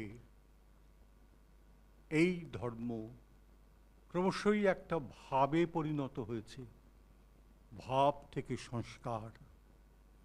এই সংস্কারের কথা গতকাল আমি বলছিলাম, ঋষি অরবিন্দ তার ফাউন্ডেশন অফ ইন্ডিয়ান কালচারে কি সুন্দর করে বুঝিয়ে বলেছেন। এটা আমাদের স্মরণে রাখা দরকার। সেই কারণে বাংলায় একটু আগে যে বলে গেলেন, বাংলার বুকে দুর্গা যে আমাদের মধ্যে মানবিক স্নেহবন্ধনে জড়িয়ে রয়েছেন, এমনটি পৃথিবীর কোথাও দেখা যায় না।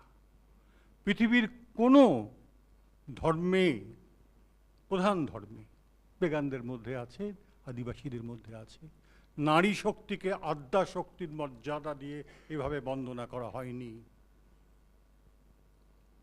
ঠিক তেমনি আর পৃথিবীর কোথাও পাওয়া যাবে না যেখানে দেবীকে আমরা আমাদের মা হিসেবে, মেয়ে হিসেবে, এমনকি প্রেয়সী হিসেবে ভাবছি।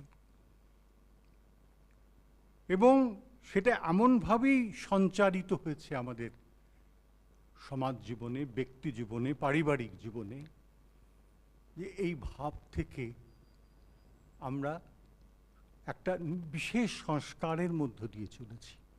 এই সংস্কারটি যদি আমাদের চলে যায়, তাহলে শুধু যে আমাদের হিন্দু এই পরিচিতি চলে যাবে তাই নয়, আমাদের সমাজ জীবনের সর্বনাশ হবে। তার কারণটাকে বুঝিয়ে দিচ্ছি। অনেক আলোচনা হয়েছে, যেদিকটা আলোচনা হয়নি, সাহিত্য শিল্পে কিভাবে এসেছেন দুর্গা, সে আলোচনা হয়নি। আমি শুধু একটু ছোঁয়া দিয়ে যাই, সময় নেই আজকে। আপনারা তিতাস একটি নদীর নাম দেখেছেন? তিতাস একটি নদীর নামে সেই মালো ছেলেটি, শিশুটি,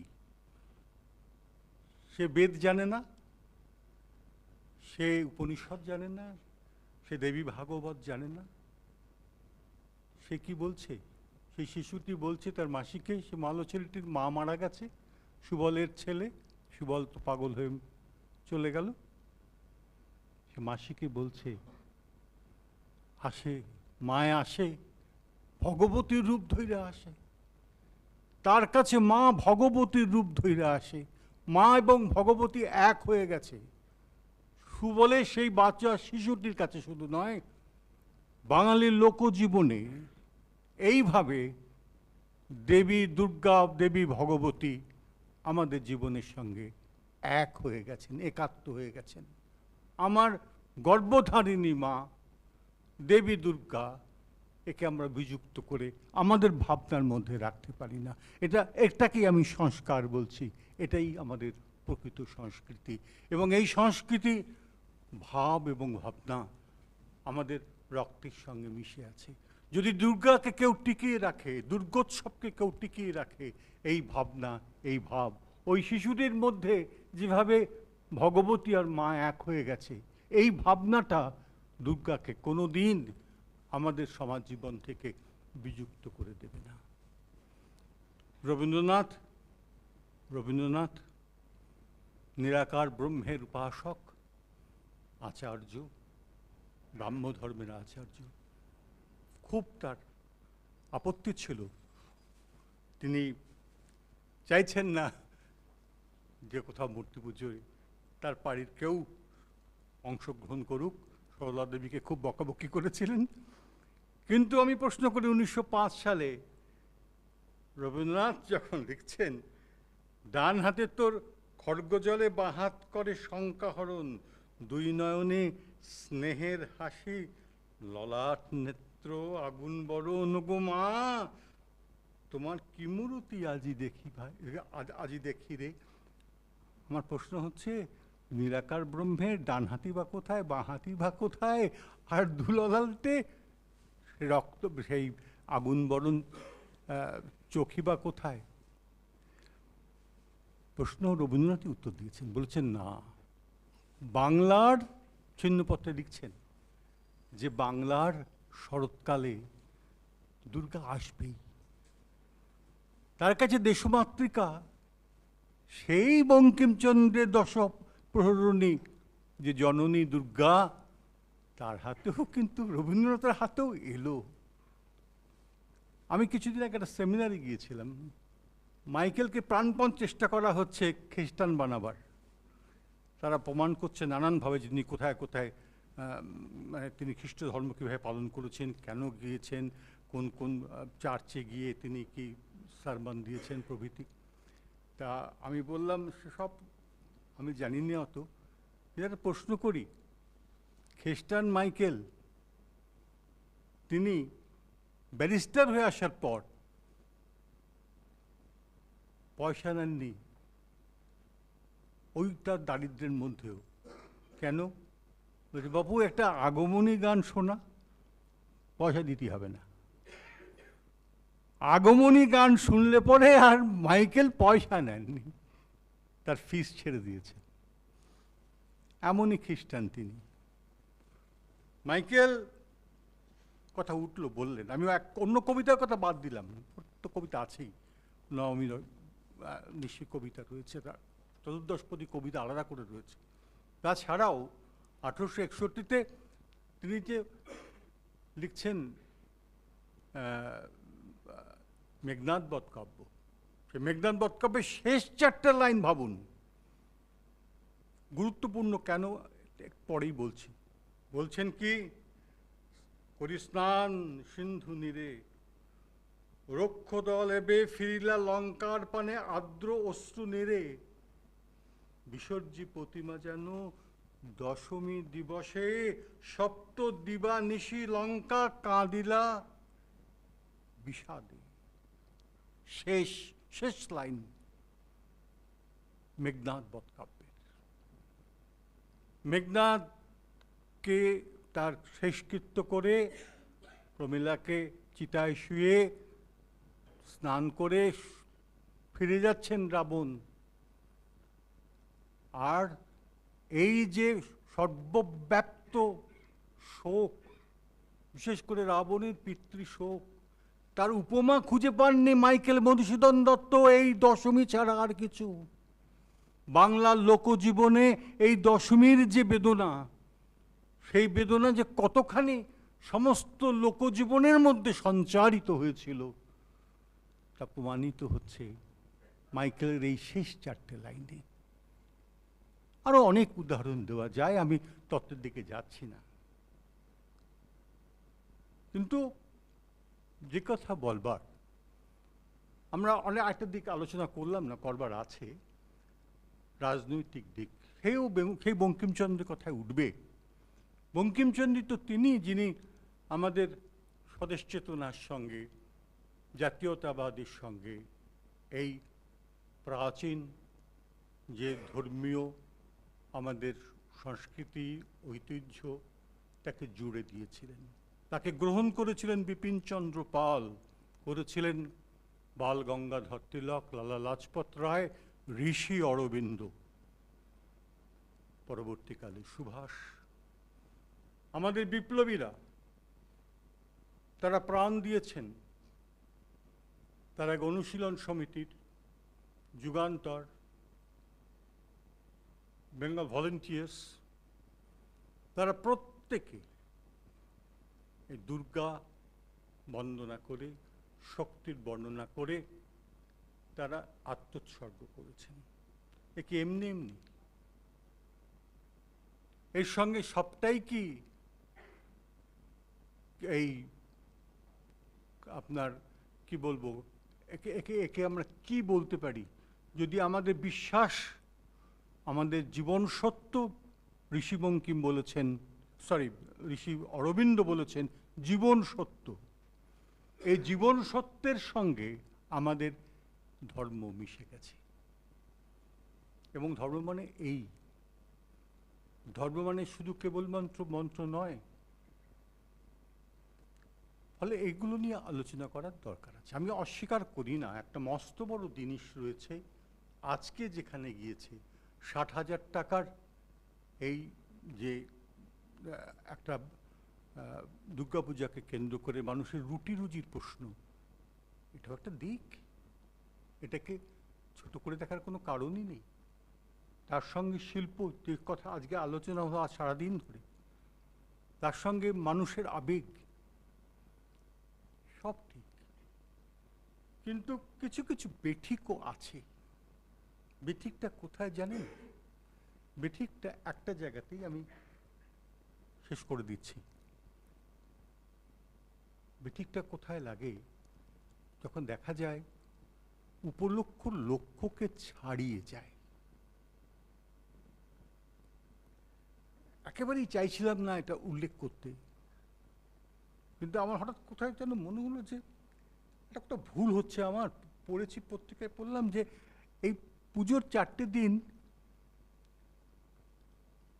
আজকে কি বলা ঠিক হবে? থাক, বলবো না, না বলাই ভালো। এত নেগেটিভ কথা না বলা ভালো। কিন্তু আমাদের যেন একটু স্মরণে থাকে, উৎসব হোক, নিশ্চয়ই উৎসবটাই তো কোনো দিন বাদ যায়নি। আজও নয়, আজ থেকে 1000 বছর আগেও নয়। বহু যদি ইতিহাস খুলে দেখেন, হরপ্রসাদ শাস্ত্রী মশাই অনেকভাবে দেখিয়েছেন কেমন করে আমাদের লোকজীবনের সঙ্গে, আদিবাসী জীবনের সঙ্গে মিশে গেছে। কোনোটাই স্ট্যাটিক নয়, একরকম নয়, সব ঠিক। কিন্তু উৎসব থাকবে, আনন্দ থাকবে, সব কিছু থাকবে। কিন্তু যে কথা বলেছেন মনুষ্যত্ব, এই আমাদের আসল ধর্ম।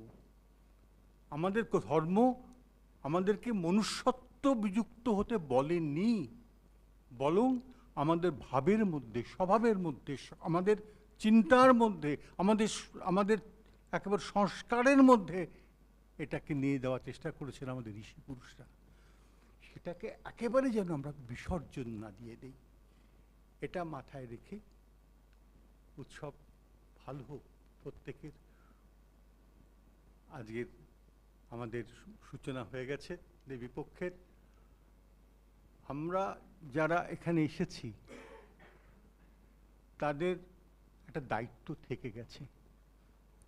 আপনাদের প্রথমে একটা করজোরে অনুরোধ করার আছে। ডক্টর প্রবাল রায়চৌধুরী আপনাদের বলেছেন, আবেদন করেছেন, যারা বক্তব্য রেখেছেন, যদি আপনাদের বক্তব্যটা একটু আমাদের একটু গুছিয়ে লিখে দেন, তাহলে আমরা চেষ্টা করব সাবর্ণ সংগ্রহালয়ের পক্ষ থেকে এই ইউনিভার্সিটি আমাদের যথেষ্ট সাহায্য করছেন, উৎসাহ দেখাচ্ছেন, তাদের সহযোগিতায় আমরা একটা এই সেমিনারের একটা বিষয়টাকে তুলে ধরব এই দুমলাটের মধ্যে। তা এই কাজটার জন্য আপনাদের কাছে আমাদের আবেদন রয়েছে। কালকেও আমি বলেছি, আজকে যারা বললেন প্রত্যেককেই তার কাছে আমি করজোরে অনুরোধ করি এটা করবেন। আর আপনাদের সবাইকে আমি আমার সংগঠন সাবর্ণ সংগ্রহালয় এবং যারা এই অনুষ্ঠান করলেন, আজকে আমাদের উপাচার্য মশাই দুদিনই ছিলেন এবং আচার্য তিনি, তাকেও আমি জানি, তিনি নানান ব্যস্ততার মধ্যে আসতে পারেননি, কিন্তু সব রকম সহযোগ তার কাছে পাওয়া গিয়েছে। প্রত্যেককে কৃতজ্ঞতা জানাই। আপনারা এসেছেন, এতক্ষণ আছেন, আপনাদের প্রতি আমার বিনম্র কৃতজ্ঞতা। আপনাদের সবাইকে অভিনন্দন। আপনাদের আসন্ন পুজো ভালো কাটুক। আপনাদের সঙ্গে আবার আমাদের দেখা হবে এবং আপনাদের কাছ থেকে জানতে পেরে আমরা আরও সমৃদ্ধ হব, ঋদ্ধ হব, এই প্রত্যাশা রেখে আমি আমার বক্তব্য শেষ করি।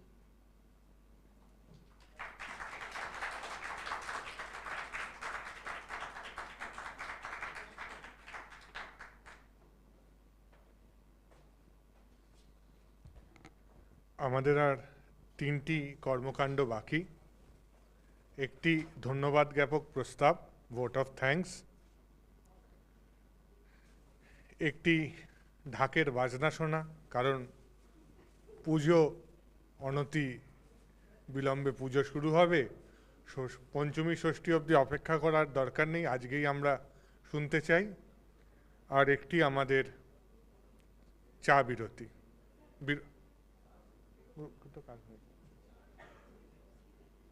আর সবাইকে স্পিকারদের একটু থাকতে অনুরোধ করব, একটা গ্রুপ ফটোগ্রাফ আমরা সবাই নেব। আচ্ছা, প্রথমে একটা formal vote of thanks is due, and I have the honor to propose the vote of thanks as I come to represent both the organizations as the director of the Center for New India Studies, which is hosting this 2-day symposium, which through our good fortune and through Shohan's presence has got a national character, and the SABORNO Sangrahalay, which incidentally I am also the secretary. When we first approached the university, to our great delight, our Honorable Chancellor immediately agreed that we should do this program in a very befitting manner, and perhaps this is the first time that in a university setting we are doing an academic conference on Durga Puja. This is perhaps the first time.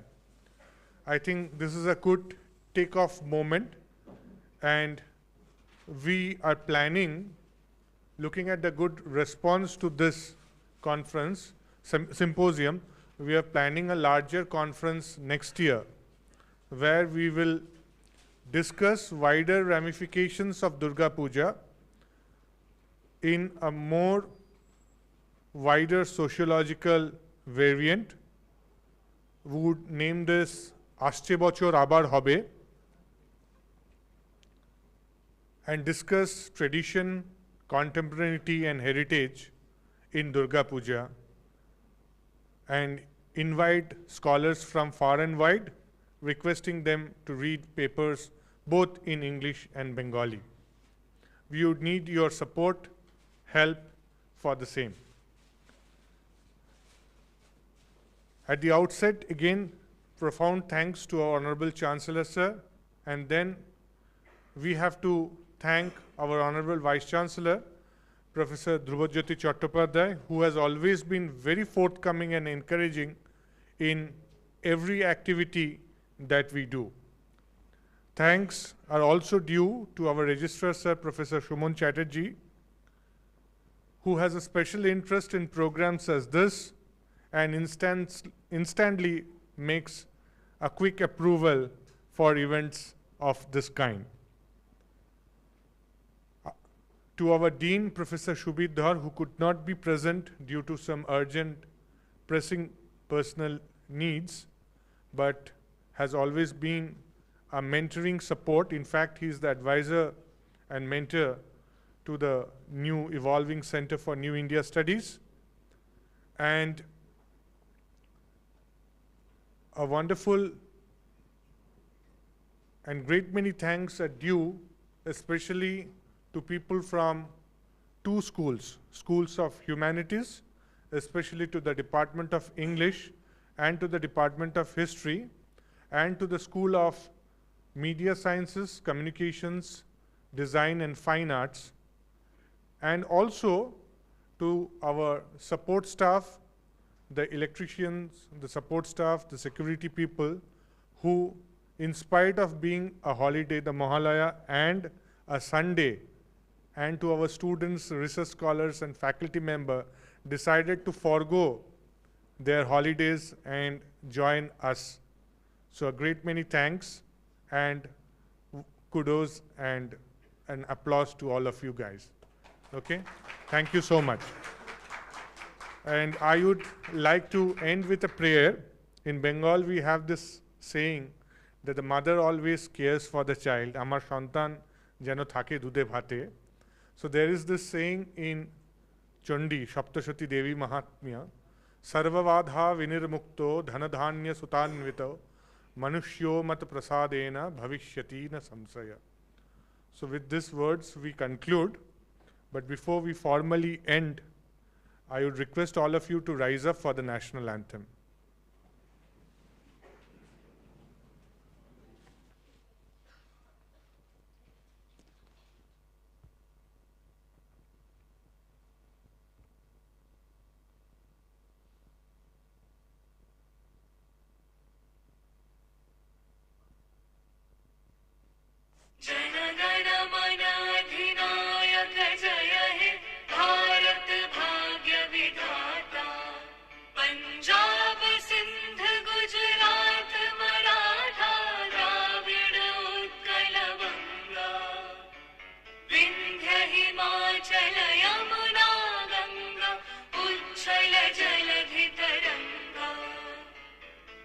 शुभ नामे जागे तब शुभ आशीष मांगे गाहे तब जय गाथा जन गण मंगल दायक जय हे भारत भाग्य विधाता जय हे जय हे जय हे जय जय जय जय हे। ধন্যবাদ আপনাদের সবাইকে একটু বসতে অনুরোধ করব। আমরা এখন ঢাকের বাদ্যি শুনবো, তারপরে আমরা চা বিরতির দিকে যাব।